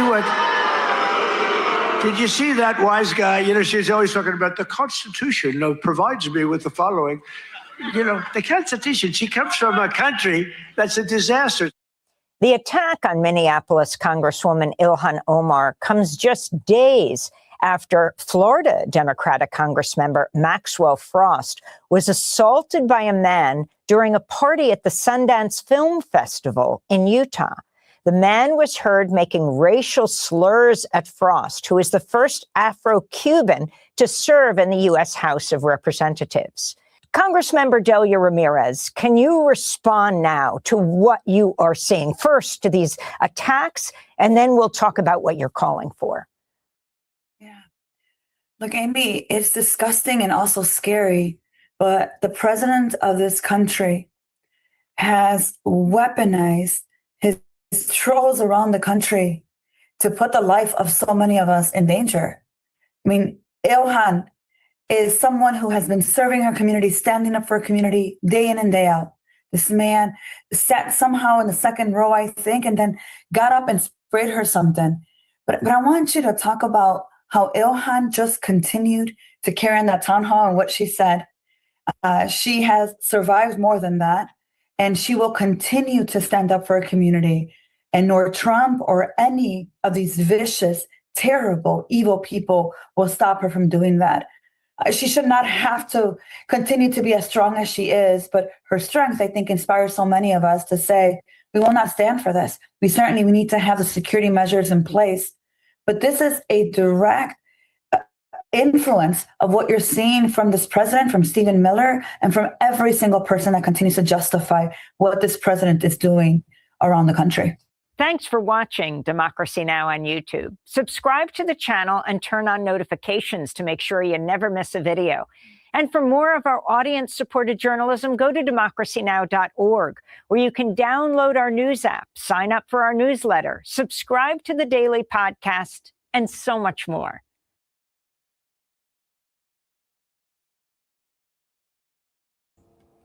All right, y'all. So now I'm going to go ahead and show you a video that goes in a little bit deeper into some of the response and the commentary around this attack towards Representative Omar. And we're also going to hear a little bit more about Trump's response and how he really was basically just trying to gaslight and deflect and say that he thinks that she staged that to happen. You can't make this stuff up. I promise you guys that we can't. We cannot make this stuff up. But let's go ahead and get into it so we can see exactly how serious it is. Alex Tabbitt live from Minneapolis. Also with us, former acting ICE Chief of Staff under President Biden, Deborah Fleischaker, and former federal prosecutor Ankush Khadori. Alex, so many big developments in the past 24 hours. Bring us up to speed on Congresswoman Omar, President Trump, and the latest on the Pretti investigation. That's absolutely right, Honor. There's so much going on, including this scary incident that occurred last night while Representative Ilhan Omar was holding a town hall event here in Minneapolis. This is what we know, that during that town hall event, a man seated near towards the front row charged towards Omar, attacked her with a syringe and sprayed liquid through that syringe on her. Now, we don't know what was in that liquid. We do know that it had a pungent smell. It was said to have smelled like vinegar. In the moments after, a security guard tackled that man to the ground. Members of Omar's staff tried to convince her to go receive medical attention, but she refused. She wanted to soldier on. She said that she didn't want to let the bullies win. She said, quote, "Please don't let them have this show." Now, the Minneapolis Police Department did arrest that man and identified him as a 55-year-old Anthony Kazmarziak. But of course, the police are still working to figure out what was in that syringe. Now, after this incident, President Trump did an interview with ABC News where he was asked about it. And this is what he said about Ilhan Omar. "No, I don't think about her. I think she's a fraud. I really don't think about that. She probably had sprayed herself knowing her." So President Trump showing no empathy towards one of his favorite punching bags, Ilhan Omar. And this sort of rhetoric comes after the President Trump had previously claimed that he wanted to turn down the temperature here in Minneapolis. I want you to hear what President Trump had to say. We're going to de-escalate a little bit, but I will tell you, you look at the numbers, they're doing better than they've done in many years because we took thousands of criminals out of Minnesota. And of course, that claim that he's trying to de-escalate very much at odds with all of the other rhetoric from the president, including attacking the mayor of Minneapolis, Jacob Frey, this morning, saying that Frey was, quote, playing with fire for refusing to enforce federal immigration laws. In response, Mayor Frey responded to President Trump, writing on X, quote, "The job of our police is to keep people safe, not to enforce federal immigration laws." Anna? Ankush, the suspect in this attack against Congresswoman Omar has now been booked into county jail, charged with third-degree assault. What would typically happen next in this kind of incident? Well, look, I mean, if this were, a normal sort of situation where the local folks could put some trust in the federal officials, they would probably want to bring in the federal government, because this is an attack on a member of Congress, and it's very disturbing. And it's occurring in a broader environment where there have been increasing threats to public officials, many of which have been sort of egged on by the president. I mean, the most appalling thing about this series, well, not the most appalling thing, but an appalling thing about these events is, Trump's lack of concern. And this is a theme that has sort of run throughout the recent weeks in Minnesota and Minneapolis. At every step of the way, when the administration should be de-escalating, they escalate and they double down. And so, the Minnesota authorities are doing what they should do to try to bring some order to the situation. But ultimately, the chaos here is being driven by the federal government and the lack of care and control over the deployment of federal officials in the state.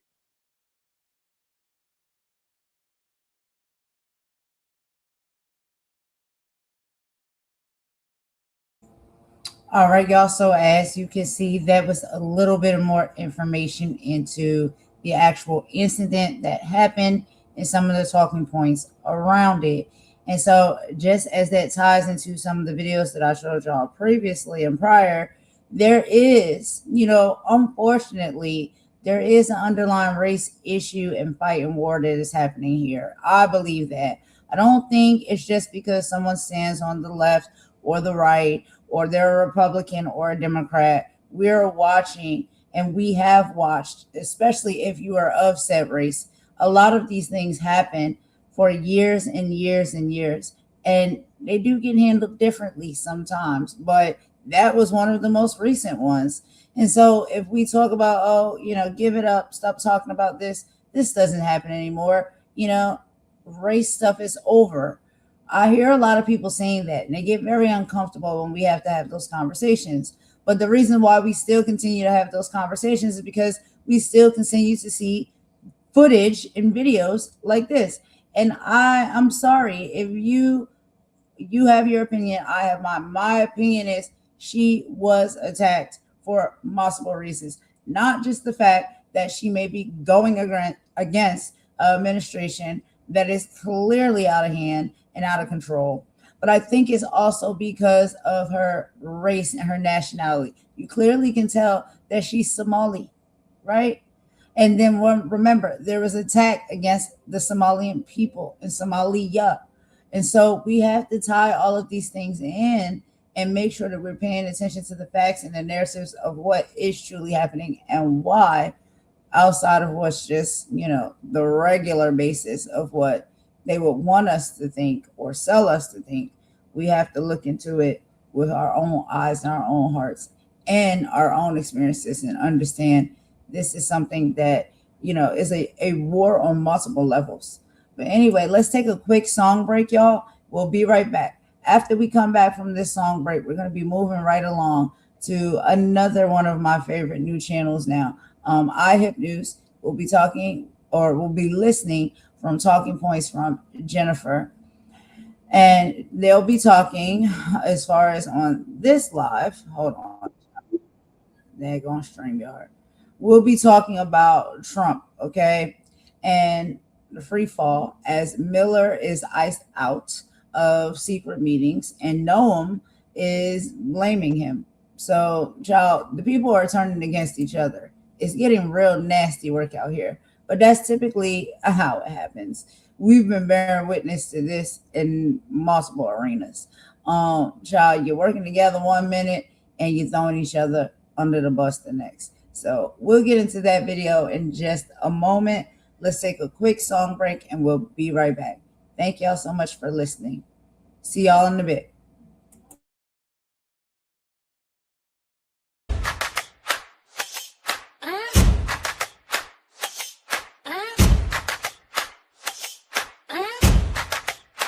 Yeah. They thought we were sleeping. Work out! Work out! Work out!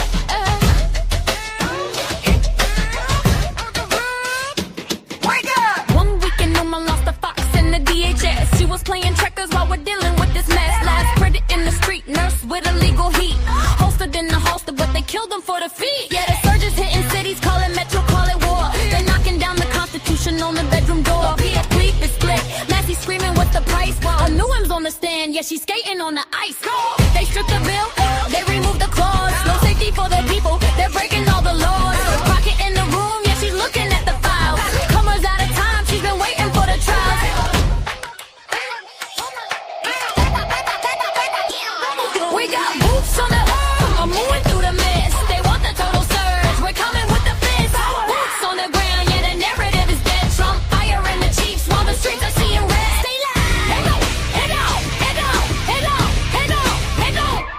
We got boots on the ground, moving through the mist. They want the total surge, we're coming with the fist. Boots on the ground, yeah, the narrative is dead. Trump firing the chiefs while the streets are seeing red.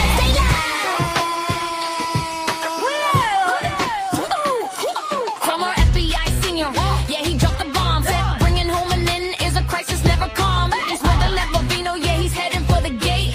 Ellison is smiling while the judge decides the fate. Not credible, they said, yeah, he lied under the oath, trying to occupy the city. Now we're seeing the growth of the resistance, the persistence. 2-way to the left, unlikely alleys fighting back against the state that sponsors theft. Listen close, listen close, listen close, listen close. They removed the ban on deporting the citizens. They're current appearing for the bullets in the prisons. From Minneapolis to DC, the wall is falling down. They can't stop the movement when we're holding down the town. Got boots on the ground, moving through the mist. They want the total surge, we're coming with the fist. Boots on the ground, yeah, the narrative is dead. Trump firing the chiefs while the streets are seeing red. Stay down, lay down, lay down, lay down, lay down, lay down, lay down. The surge is crumbling. We see it. We see it all.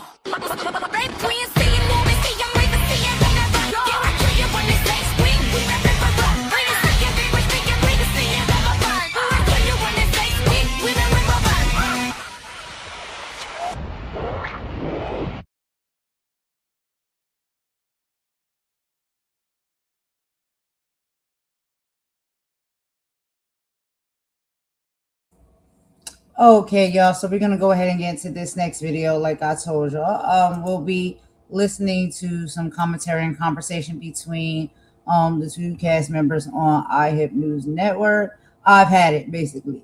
I've had it YouTube channel. If y'all haven't checked them out, y'all really got to check them out as well. Please go over there, subscribe, get a membership, and listen to some of their commentary and videos. They are really, really good.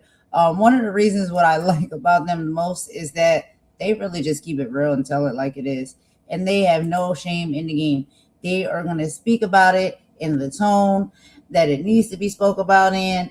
And they will tell you exactly what is going on, how they feel, how they think, and all of those things. So let's go ahead and listen to a little bit of this. And let's go ahead and get into it, y'all. I will meet y'all in the chat. The murdering, sociopathic fascists are throwing feces all over the White House right now because they shot innocent Americans. And it turns out the American public doesn't like that. And their leader, Donald Trump, is all about optics. He doesn't care about human life. Oh, he does one because her parents were Trumpers. But he cares about the optics. And this administration is getting ripped by like even the New York Post editorial board. And so, of course, the feces throwing has begun. It's the blame game. And number one on the list is we've got to fire Kristi Noem. But interestingly, when they had a little powwow in the Oval, Stephen Miller was sidelined from the powwow. The Daily Beast is reporting Stephen Miller is being sidelined after he was reportedly shut out of a closed-door White House meeting following the killing of Alex Pretti. And then put up the next one, Kylie. Kristi Noem. Mark Caputo tweets, the man behind the Minnesota massacre misinformation is Stephen Miller. Noem, Kristi Noem, the puppy killer, is telling others she feels hung out to dry and was just following White House direction. The officers directly involved in the shooting all shut up and got lawyers real quick, so there wasn't a lot of information. One of the sources briefed on the statement said, under Miller's direction, this is a source, media source of Axios, DHS officials began assembling a statement based on information from others on scene who noted that Pretti had a firearm. Stephen heard gun, Stephen Miller, and knew what the narrative would be. Pretti came up to, quote, massacre cops. A source briefed on the process of assembling the press statement said. Okay, so here's what you got. Heads are going to roll. So obviously, Kristi Noem's a nut, narcissist, not that likable, and not that helpful. Like, so they're like, okay, she's all about her blowouts and costume changes, so let's kick her to the curb. And she's like, listen up, MFers. I did exactly what Stephen Miller told me to do. Well, Stephen Miller is useful to Trump because he does all the heavy lifting on policy that Trump's not interested in at all. All the executive orders, all that stuff. Stephen Miller does all that stuff. And Trump doesn't care that it's depraved. So I think this is a really interesting development because it sounds like if Kristi Noem goes down, she says, Stephen, I'm bringing you down with me. What if starting a dropshipping business didn't feel so complicated anymore? With AutoDS, everything works in just a few clicks. You import products instantly. Which would make me so happy. The thing about it is when you hear Greg Bovino talk and Kristi Noem talk, it was immediately clear they were talking off of the same set of guidelines. No one is surprised that Stephen Miller is behind the most sadistic of this behavior. It has been said from jump. He runs the Justice Department. Pam Bondi's a figurehead. Kristi Noem is a figurehead for Stephen Miller. It's his immigration policies. He's trying to act to $3,000 a day. All of those things. What I find so interesting about this is that Kristi Noem says, Phil hung out. Oh, shit.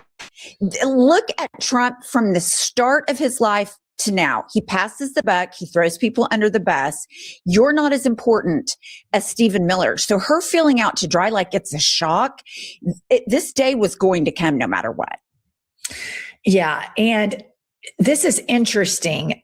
Last night, Katie Miller started tweeting, and I'm going to read this to you. She says, Miller said the Minnesota operations didn't follow the guidelines established by the White House in the aftermath of January 7th shooting of another Minneapolis demonstrator, Renee Good. Specifically, Miller said, so basically she is tweeting out an article to do damage control on Stephen. So they know, like, they know, like, if Kristi throws us under the bus, we're fucked. Like, they know this. And so Axios, here's more of that reporting. Put this up. Kristi Noem's language that Alex Pretti wanted to massacre federal agents was dictated to Noem and her department by a man most responsible for the controversial Operation Stephen Miller. So I want to take a pause here to note and to memorialize that typically you do not, in law enforcement or government, you do not make such a claim like that. He was there to massacre law enforcement. This is such a rookie move, but more importantly, Stephen Miller is so out of step with the evolution of what's happened since his boss got reelected. Now, this shit hits hard in the MAGA base, who now I guess is anti-Second Amendment. But the fact that he started making these extraordinary claims, and even the most corporate of corporate news and the most conservative of newspapers, the Wall Street Journal, the Washington Post, called bullshit on all of this because they all saw the videos, is really stunning. But we should never normalize what these Nazis, Stephen Miller, Kristi Noem, little Katie Miller, trying to provide cover for him. What they're doing is they are murdering the bravest among us, the best among us that are standing up for the marginalized. Like these are white people that use their privilege to prop up immigrants. And they felt safe because typically white folk in America have been safe from gun violence from law enforcement. Now, Black Americans have not. But you can see as the whole thing unfolds, the last thing they're thinking is they're going to get shot. And so Stephen Miller has to spin this that somehow they're domestic terrorists and they were going to massacre, and nobody's buying it. Nobody's buying it. So he's like, okay, let's throw Kristi Noem under the bus. And she's like, you go down, I go down. You know, when we were looking at that just now, it reminded me of, remember when Charlie Kirk was murdered, and you have sources within the FBI saying the first thing Dan Bongino and Kash Patel did was, what were they going to post on social media? Yeah. And it goes back to something you said earlier in this episode. Trump doesn't give a shit about human lives. He doesn't give a shit about policy, but he does care about optics. Mm-hmm. And so Stephen Miller, it was not, we need to take hold and figure out why DHS officers are killing people. It was, how can we spin it on social media because Trump sees the optics? And that is a sad state of affairs. And nobody's surprised. Nobody is surprised that Kristi Noem, who shoots her dog and her goat, is going to do exactly for justice for the goat. We always forget the goat. We always talk about the puppy, Cricket, R.I.P. But where's the goat? But Stephen Miller is so unlikable. He's so unpopular. Even the MAGA people in my life are like, he's so horrible. He's so gross. And it's like Trump just woke up and he's, being marionetted by this guy. They give Trump such a pass. But optics are what matters in this administration. And Trump's mad because the optics are so bad. Again, like you said, he doesn't give a shit about the dead people. Pouring more into social and search? Michelle just realized that it brings smaller returns with every dollar spent. Other advertisers just like her. All right, let me throw this in here. So there's Senator Tom Tillis, Republican. A lot of people, this is getting some bipartisan, tension and a lot of press around this, that people need to be held accountable for this. And so when you think about Trump being the strong man and, he's building his ballroom, the bunker, all the stuff, talking about running for another term. He's no intention of leaving the White House. The successors are younger and they're chomping at the bit, right?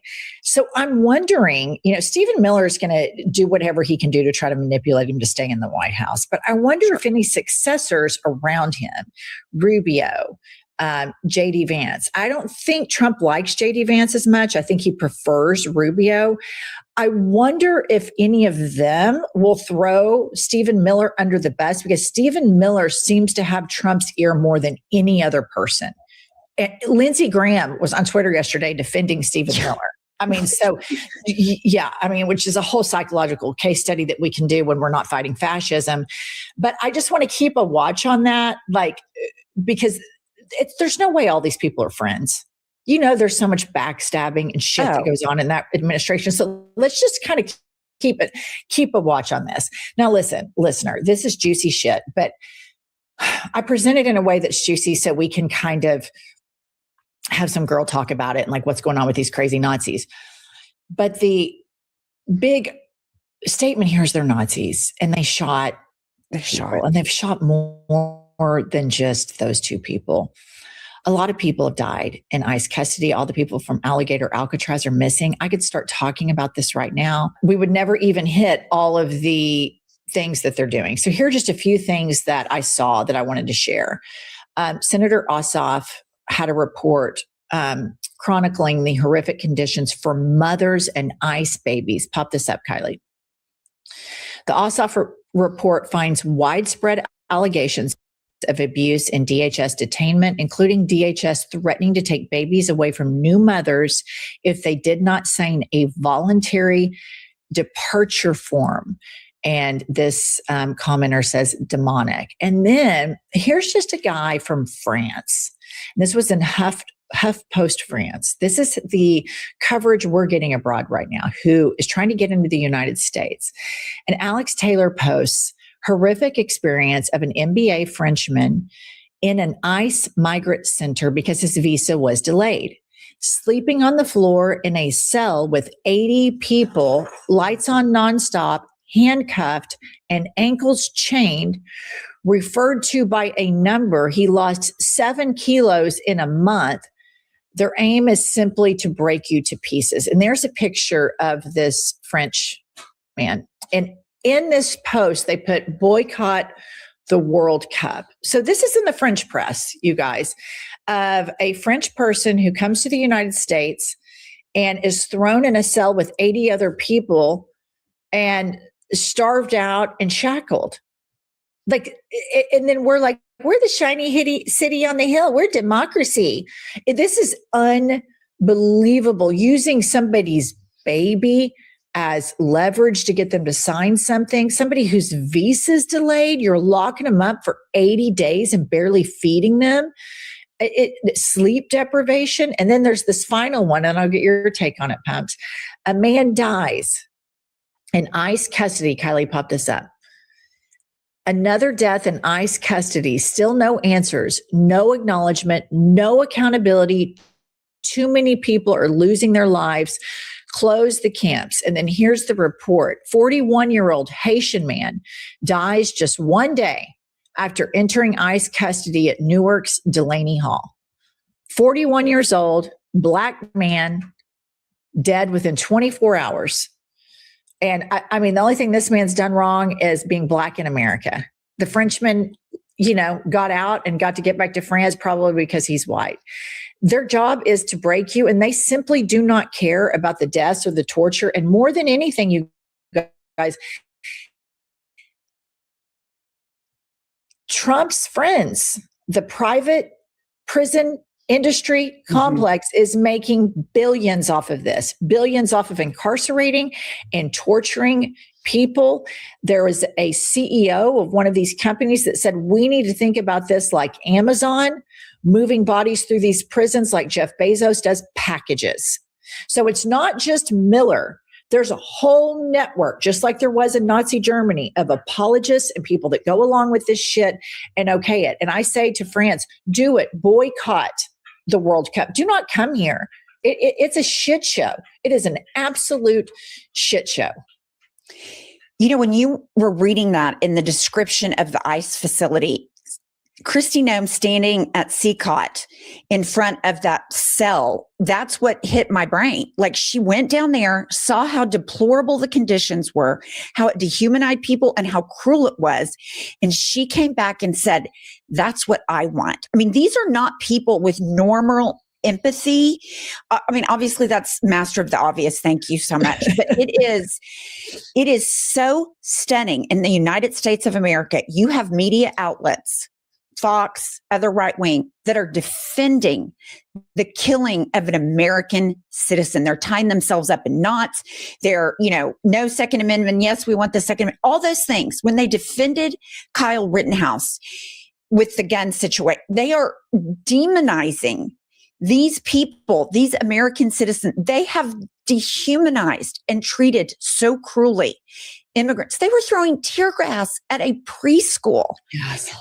You cannot defend these people. It is indefensible. And if you are defending these people, the problem is you. And I do see the polling, he's underwater on all this. He ought to be in fucking prison. Stephen Miller needs to be in prison. Kristi Noem, don't impeach her. Throw her ass in jail. Greg Bavino saying these are crimes. They are committing criminal acts. And anybody that is sitting there saying, oh, well, we just need reform and this and that. It's like, you're not getting it. You're not understanding. You're not watching the video like we are. It is disgusting. It is chilling. It is 1930s Germany all over again. And we're sitting here sounding the alarm, and so many people are not hearing it. And it makes me want to scream. Yes. And I just do want to add, because it's really important, that how do you give your book the best chance to succeed in 2025? If you've written a book and you're thinking about publishing it, you have on Black Twitter right now and in Black circles, they say, can you believe, when you hear white people say, can you believe this is happening in the United States of America? So the dehumanization that's going on is just now impacting white people. And this has been going on this whole time in this entire country towards specifically Black people. And, now they're focused on immigrants as well. That man that died, two migrants in detention, one French, one Haitian. Guess who lives? The white French guy. And so the dehumanization of Black people has been an American problem. And it goes back to the moral problem of, if you leave somebody vulnerable, you leave everybody vulnerable. And so in leaving our Black population vulnerable and allowing police to shoot them and then blaming them for, don't resist when they're clearly not resisting, and all of the over policing instead of enriching these communities, the dehumanization of the Black community, in my mind, facilitated and incubated this moment, because for them, the government's always been fascist, liars, right? Two different, look at the cocaine versus crack cocaine sentencing disparities. Crack cocaine used by Black people, cocaine used by white people, and look at the federal sentencing guidelines of those two things. And so I just think that we have to always acknowledge that, because I think white people have got to wake up and acknowledge that, because there's nobody that can organize and help beat this and make progress like Black people can. They've been organized since the very beginning of the Trump thing, and they took out Target already this year. Yeah. They are.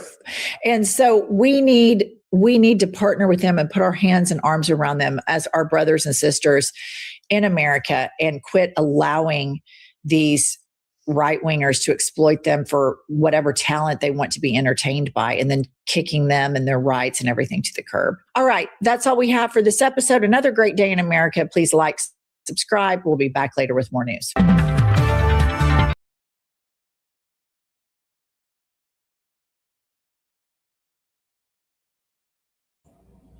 All right, y'all. So now we're going to go ahead and get into this next video. I'm going to show y'all, because remember what we said, and as you heard their talking points, like, these people are all over the place. They don't know whether they're going left, right, up, down. We can't be sure. But when a lot of stuff starts to fall out, y'all, and the kitchen gets hot, these people start throwing each other under the bus. They do. They have no loyalty for one another. So we've got to, consider that they definitely don't have loyalty for us. But let me go ahead and show y'all this video real quick. So this is Kristi Noem, that is basically throwing Miller under the bus and blaming everything on him. Let me go ahead and show y'all this breakdown real quick. Child, you cannot make this stuff up. But hey, you know what? Let them eat themselves alive. Let them eat themselves up. It's less work that we have to do as the activists and the individuals that's trying to point this stuff out, get these people out of office, because Lord, they have got to go. But anyway, listen to this video real quick, y'all. I'm gonna go ahead and put this up on the screen. Of course, this is from Adam Mockler, and this is Kristi Noem panics and blames Stephen, however he says his name, Miller, for everything that is happening in Minneapolis and Minnesota. So let's go ahead and get into that video real quick, y'all, and we'll be right back.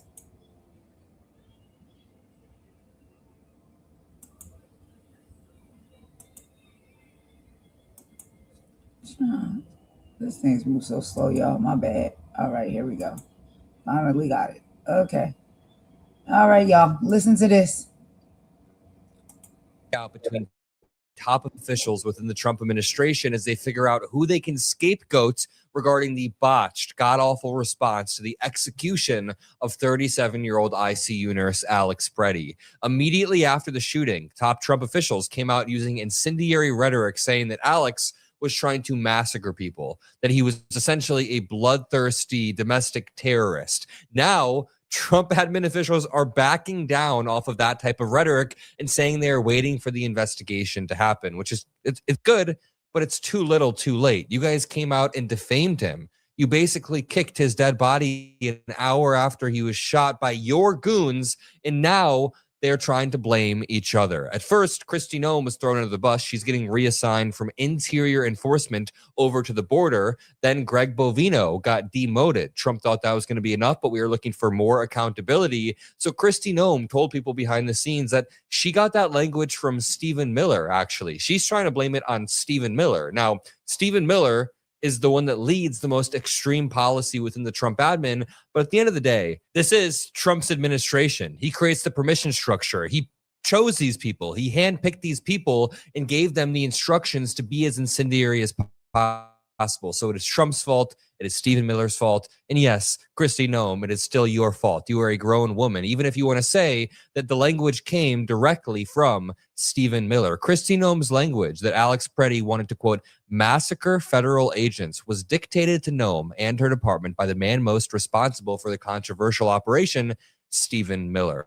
That's according to 4 sources who spoke to Axios. And now Kristi Noem is trapped in a corner due to her botched operation. Senator Tom Tillis, a Republican senator, says he's giving President Trump a terminate recommendation for Secretary Kristi Noem's job. Listen to the scathing letter written by a Republican. Remember, a Republican. Quote, she's proven that she doesn't know how to lead, how to de-escalate. She's exposing ICE officers to dangerous situations. She's exposing U.S. citizens to deadly situations. And instead of actually stepping back and being calm, she tells the president, as did Stephen Miller shortly after the shooting, before anybody could have gotten any on-scene information, that he was a terrorist. What sort of judgment is that for somebody who's running a very consequential, important organization? And I haven't even talked about the C and D in failing grades that she's getting on the Helene response. Kristi Noem getting eviscerated by a Republican senator there. Let me point out how abnormal it is for a Republican who voted to confirm Kristi Noem to then come out and say, wait a minute, Kristi Noem needs to be terminated and removed immediately.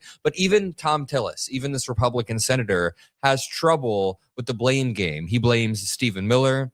He blames Kristi Noem. He says they lied to the president, essentially, about this person being a terrorist. No, it is all of their fault, but Donald Trump is the president. Stephen Miller is higher up in the chain than Kristi Noem. I could believe that Kristi Noem was just repeating what Stephen Miller said, but that does not mean that Kristi Noem is out. Then Tom Tillis said Kristi Noem should be fired. When asked if he has confidence in her, Tillis replied, not at all. Moments after, the largest federal employee union called for Noem and Stephen Miller to resign. Wow. The American Federation of Government Employees, the largest federal employee union, which also represented Alex Pretti, issued a statement Monday night calling for the resignation of DHS Secretary Kristi Noem and Deputy White House Chief of Staff Stephen Miller. Stephen is the one leading this extreme policy. Dem effort to impeach Noem gains 50 co-sponsors right after that. Representative Robin Kelly put this on the House about a week ago. She said Tuesday she now has 162 co-sponsors on her effort to impeach Homeland Security Secretary Kristi Noem. That is 50 more since Alex Pretti was killed. I want to show you like the 2 minutes that Kristi Noem wrecked her career. Look at this clip alone has 3.9 million views. These are the 2 minutes in which Kristi Noem. Scribe is how you stop explaining the same thing over her entire career. Thank you so much for doing this, and would welcome also any other guidance from Chief Scott. Did the 37-year-old who had a license to carry, did he brandish a gun? And at what point did law enforcement retrieve the gun and also the magazines from him? Can you offer clarity on this where individual showed up to impede a law enforcement operation and assaulted our officers? They responded according to their training and took action to defend the officer's life and those of the public around him. And I don't know of any peaceful protester that shows up with a gun and ammunition rather than a sign. This is a violent riot when you have someone showing up with weapons and are using them to assault law enforcement officers. Because video appears to show he's disarmed before shots are fired. So I just want clarity on that. And beyond that, I just want to follow up and ask who within the federal government is leading the criminal investigation, understanding that CBP OPR has opened up an internal investigation. And beyond that, Why did federal agents tell Minneapolis Police Department to leave the scene? We're continuing to follow the exact same protocols that we always have. And so this investigation is ongoing. We're continuing to gather the facts as they unfold throughout that. You just listed a bunch of declarative facts that he was trying to attack people. This is why Kristi Noem fell face first, face planted. This is why everyone's calling for her resignation, because she jumped to these conclusions. I mean, on this note, a federal judge just an hour ago blocked the removal of a 5-year-old Minnesota boy. This is just a crazy effing headline to even have to read. The judge blocked the removal of a 5-year-old boy who was about to be separated. Just absolutely wild. To continue, Donald Trump then gets asked, hey, some of your own officials have labeled Alex Pretti a domestic terrorist. Donald Trump says, without any prompt, says, that's ABC fake news. President, some of your own administration officials have labeled Alex Pretti. By the way, this is ABC fake news, this one. She hasn't asked me a good question in years. I think a nice woman, but I don't really like her too much. Go ahead. What you said? I'd say ABC's about as bad as they get. I don't even know how to, I know how that reporter must feel. I've done these conservative debates, like the bar fights, where I'm debating a whole crowd of MAGA, and you'll say something or ask something very common sense, and they'll all boo and hoot and holler like you're the one that's wrong, and it feels like you're being gaslit. So she literally just goes, hey, some of your officials have labeled Alex Pretti a domestic terrorist, and he starts to rile up the crowd, and they're all laughing at her like she's the one that's in the wrong. Dude, Stephen Miller literally tweeted out, a domestic terrorist tried to assassinate federal law enforcement. And this is your response. You can almost hear him saying this. Like, imagine he's saying this in a snooty way on CNN. A domestic terrorist tried to assassinate federal law enforcement. He's always screaming out of his mind. But here's a scoop. Blame game erupts over Trump team's false claim that Alex Pretti sought a massacre. The blame game comes, again, between Kristi Noem and Stephen Miller. Who did what? We're also learning that Stephen Miller is looking increasingly isolated inside the White House. Get this, because others are starting to realize that deliberate, concerted, ethno-nationalist brutality and sadism is hurting Republicans politically. Here's the reality. Here's my read of it. Stephen Miller is much more dangerous than Donald Trump because Stephen Miller is actually ideological. Stephen Miller has ethno-nationalist, sadist view on the world. Trump is only motivated by narcissism and status and money and legacy. He wants a good legacy. He doesn't actually care of like which race is dominant. He doesn't actually care at the end of the day if the United States is this religion or that a religion. He's not even religious. He just uses that as a means to an end to gain legacy. Stephen Miller, on the other hand, he has this concerted effort. So Stephen Miller has becoming increasingly isolated as he's pushing for aggressive immigration enforcement. And everyone else is kind of telling him to back off. Donald Trump himself is even backing off. I'm going to leave it there. If you appreciate these videos, drop a like, subscribe. I'll see you on the next one. Peace out. Traditional dropshipping is dead. What we need to do is register with AutoDS. The quickest, easiest, newest. All right, y'all. So we're going to go ahead and take a really quick song break again. And then we're going to get into our final videos for the live. Thank you guys so much for rocking with me. We're going to be getting into one of the last ones that I have to play for y'all. And this is going to be basically a little bit more about Stephen Miller, okay, and some of the responses when it comes to Pretti's unaliving. We're also going to get into a comedy video at the very end from none other than Hughley, and he has a lot of things to say about Kristi Noem, and he's the one that came up with Kristi Noem will be if lying was a sport, Kristi Noem would be a gold medalist. So that statement came directly from him. We're going to get into that. I'm going to let y'all hear just exactly how he said it. But let's go ahead and take a quick song break, and we will be right back, guys.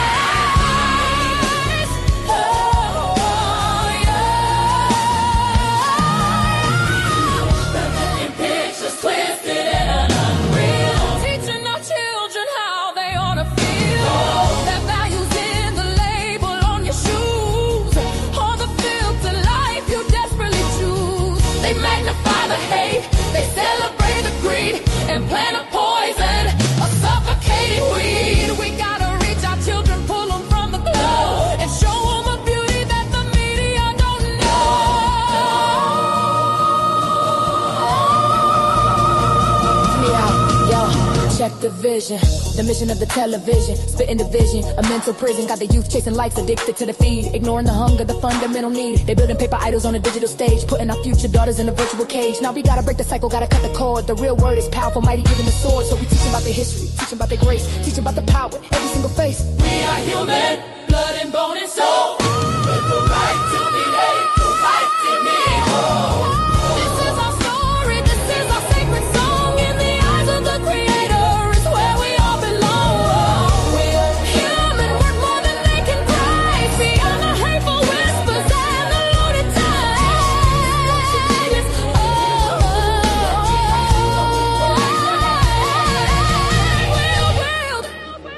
A world where every voice is heard and valued. And truth is not a whisper, but a mighty, thundering word.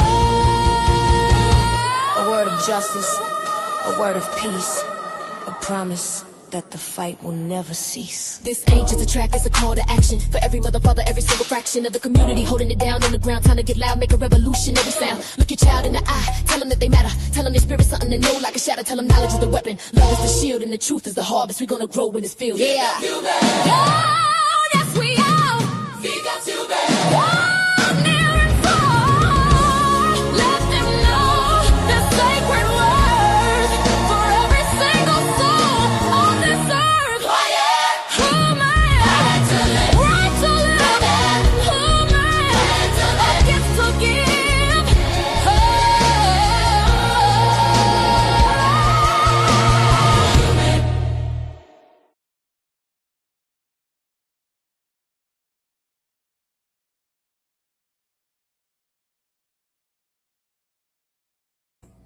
All right, y'all. So let's go ahead and get into this next video here. And this video that I'm gonna play for y'all is from CNN. And so basically the title of this video is The Pretti Shooting and How Stephen Miller Admits Possible Protocol Breaches. And so we have some reports on that. Let's go ahead and hear a little bit of what he had to say on that.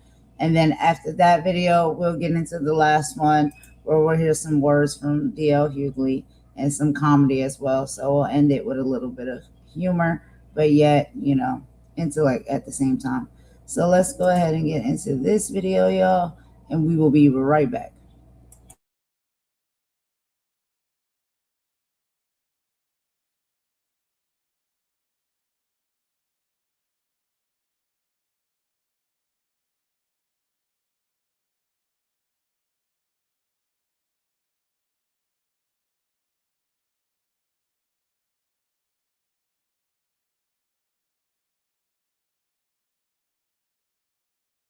Trump administration, while the president says things in Minneapolis are going to, quote, de-escalate a bit.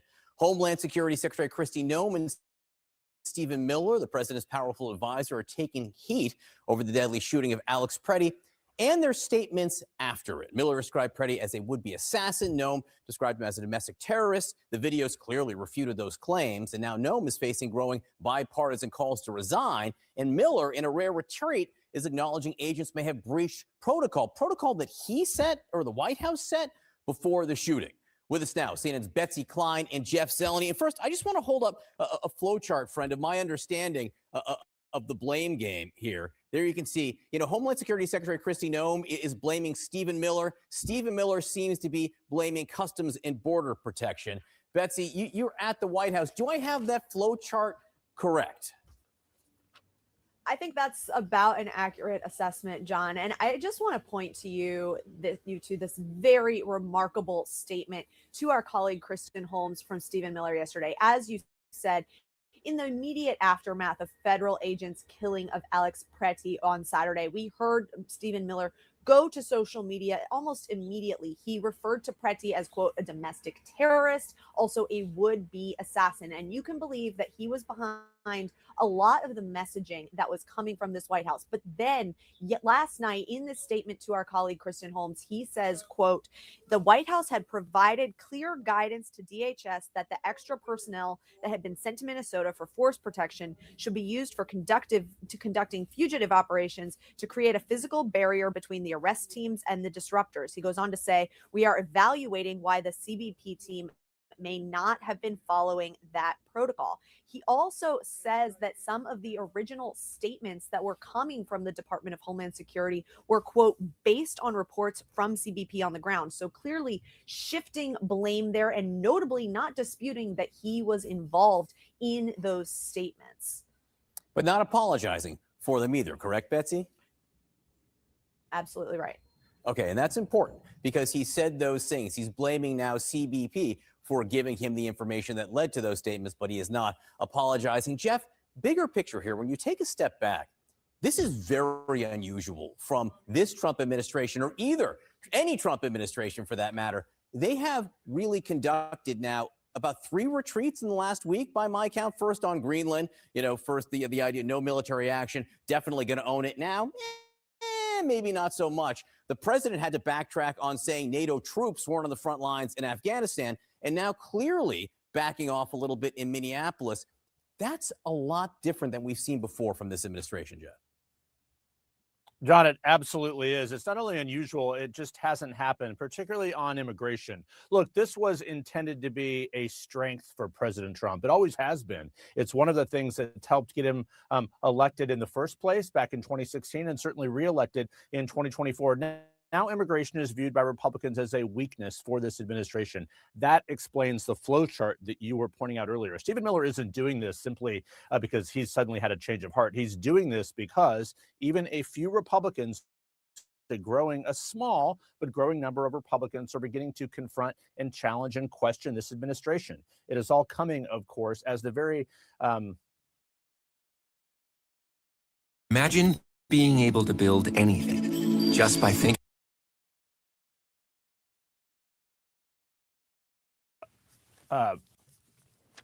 As the very mission in Minnesota is being reviewed. And it's a funding review from ICE, of course. It could lead to a government shutdown at the end of the week. We shall see. But Stephen Miller knows the president is unhappy about this. That's why he is sort of backpedaling here. But the bigger picture, it's not just optics here. Is policy actually going to change? And that is very much unclear. One huge difference from this administration versus the first Trump administration, he's very reluctant to fire anyone.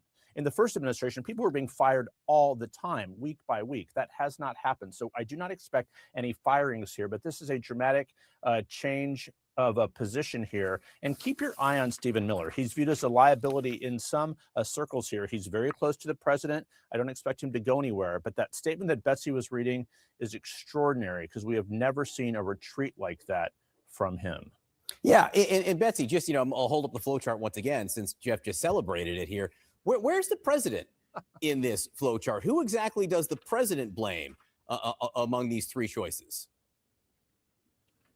Well, I think the president's message here is that he's trying to de-escalate. He is trying to, we've seen him even talk to Governor Tim Walz and Mayor Jacob Fry in the aftermath. And the president now is essentially saying that those calls are cordial and constructive. But when we ask if this is a substantive or a symbolic change, the White House is still actively blaming Democrats. We heard from Caroline Leavitt saying that this is a deliberate and hostile resistance by Democrat officials, blaming the Pretti killing on Democrats. But the question is going to be, what is the change on the ground in Minneapolis here? And President Trump is appearing to indicate that there might be some more substantive changes. We'll just have to wait and see what happens. Yeah, based on how Tom Homan has described the conversations with Tim Walz and the mayor there, and they both have described it, there is a bit of substantive difference there, merely in the dialogue. And very quickly, Jeff, while I still have you here,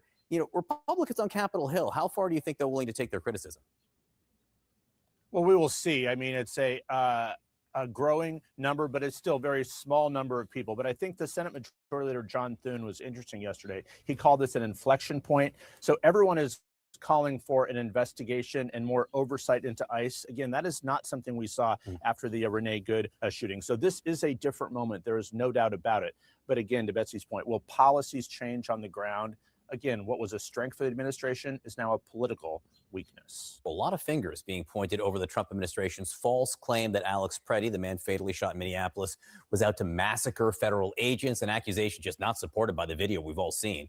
Multiple sources suggested to Axios that the language came from the president's hardline advisor, Stephen Miller, with one source saying, quote, Miller gun and knew what the narrative would be. Pretti came to massacre cops. Miller, for his part, said, quote, any early comments made were based on information sent to the White House through Customs and Border Protection. With us now is Mark Caputo, the senior politics reporter for Axios, who really broke this story yesterday. Mark, as always, I'm really excited to talk to you since you were out so far in front of this story. I put together a little flow chart based on your reporting here of who is being blamed and how inside the White House and inside the administration. Homeland Security Secretary Kristi Noem is blaming Stephen Miller. Stephen Miller appears to be blaming Customs and Border Protection. Do I have that correct? I mean, generally, what I do know is that Noem is feeling the heat, obviously on Capitol Hill and elsewhere.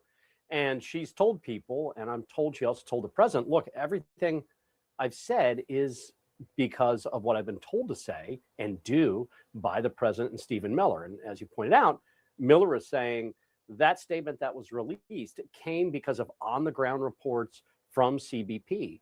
And specifically what you're hearing more people in the White House start to say is the bad guy in all of this, and I'm putting bad guy in air quotes, is Greg Bovino, who was the commander, the cowboy, in the words of one person, who was in charge of this, let's call it a shambolic operation that resulted in the deaths of 2 people and the shooting of a total of 3 in a month.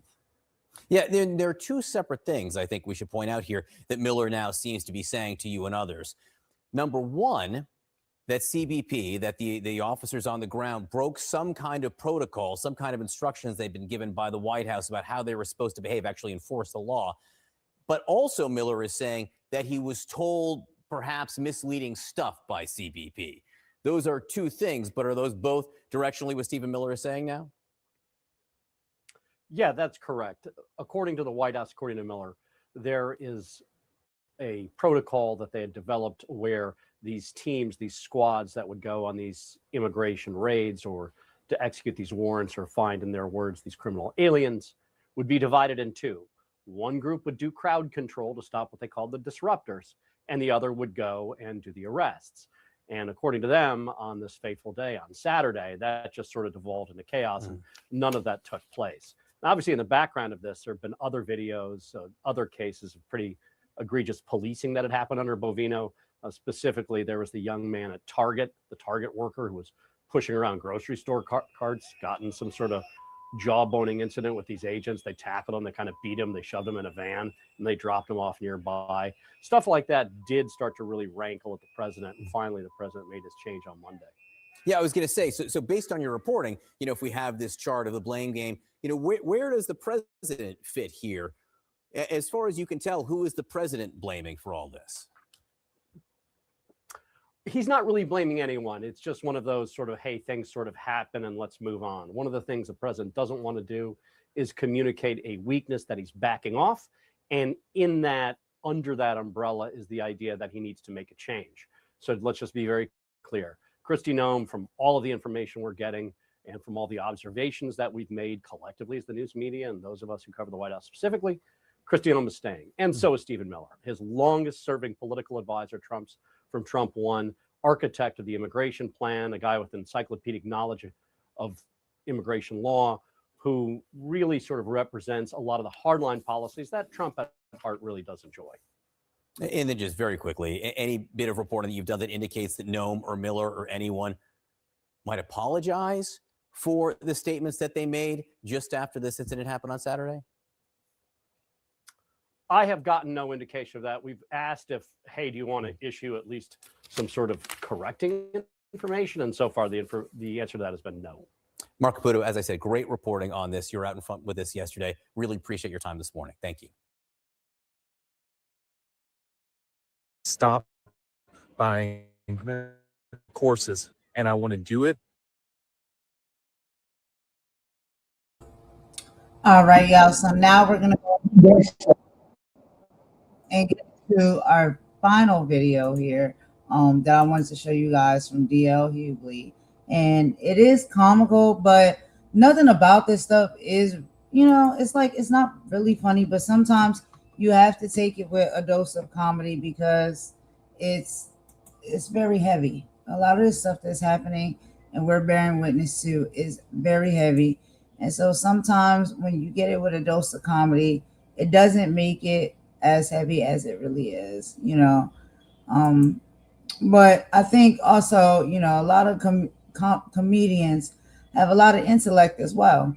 And so, you know, they can come and report a story to you or talk about you about a serious situation, but also add in a sprinkle of that comedy and that, you know, magic sauce that they have. So let's go ahead and get into this video real quick, y'all. So this is basically, and he's talking about Kristi Noem. He basically is saying, if lying was a sport, child, I guess Kristi Noem would be probably one of the MVP athletes.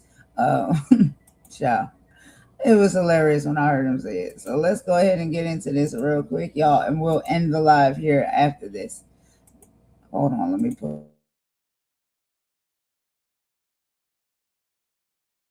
She just lies so effortlessly. But obviously, anybody who wears that much makeup has an aversion to the truth. One dude said she lied with a straight face. How could you tell? No one's ever seen her face. That is thick as hell. She must put it on with a putty knife. I can't tell if that's foundation or spackle. She literally catfishes herself. Anybody that would lie to the mirror ain't got no problem lying to the minions. So far this year, ICE has killed 9 people. 9. At this pace, it'll be well over 100. Now, the murder rate is dropping all across America. It's dropping everywhere. But right now, ICE is more dangerous than Compton. If they keep this shit up, they're going to get an episode of First 48.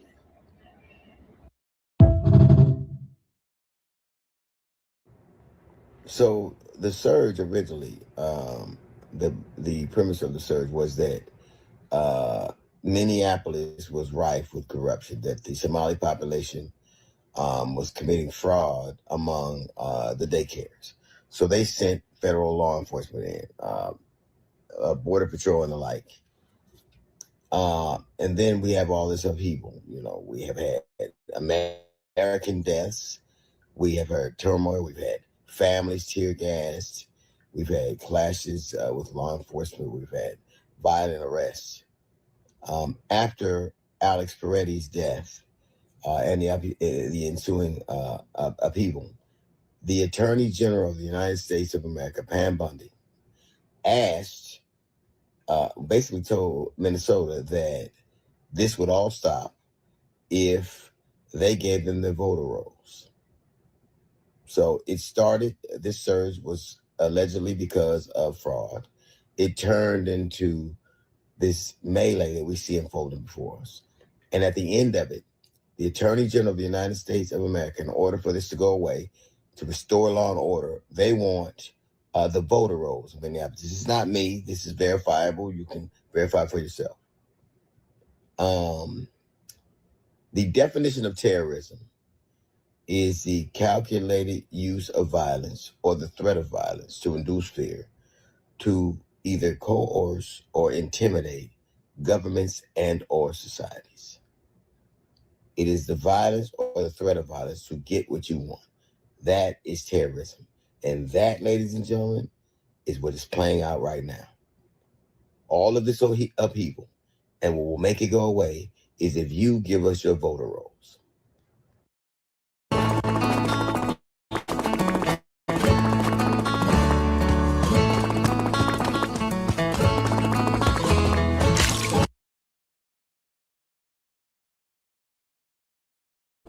All right, y'all. So that's just a little bit of comedy with a little bit of truth, okay?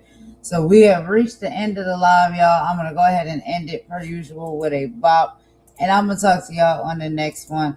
I hope y'all enjoyed the live, and I hope everybody has a good rest of the evening or night, morning or afternoon, whatever respectful time zone you're in. Thank you so much for rocking with me, y'all. I'm going to talk to y'all on the next live. We got some more things, of course, we got to get into. All right, y'all. This is Golden, and I'm out. Bye. They thought we were sleeping, but the spirit is moving. One the DHS. She was playing checkers while we dealing with this mess. Alice Pretti in the street, nursed with illegal heat, hosted in a holster, but they killed him for the feast. Stricter to the cities, call it Macropolis war. You're knocking down the Constitution on the bedroom door. BOP is split, master screaming, what's the price? Juana Luma's on the stand, yeah, she's skating on the ice. Can I get a witness? They stripped the bill, they removed the clause. Crockett in the room, she's following the laws. Can I get a time? Yeah, he's feeling on the floor. They want the total search, we're coming with the feds. Trump firing the chiefs while the streets are seeing red. They want the total search, we're coming with the feds. Trump firing the chiefs while the streets are seeing red. Senior, yeah, he dropped the bomb. Said bringing home an in is a crisis never calm. Gestapo Greg Bovino, yeah, he's heading for the gate. Ellison is smiling while the judges pass the fate. Not credible, they said that he lied under the low. Charter lot the Cabot City low. Don't sit in the goal, the rule resistance, persistence. Two way to the left, unlikely alleys fighting back against the state-sponsored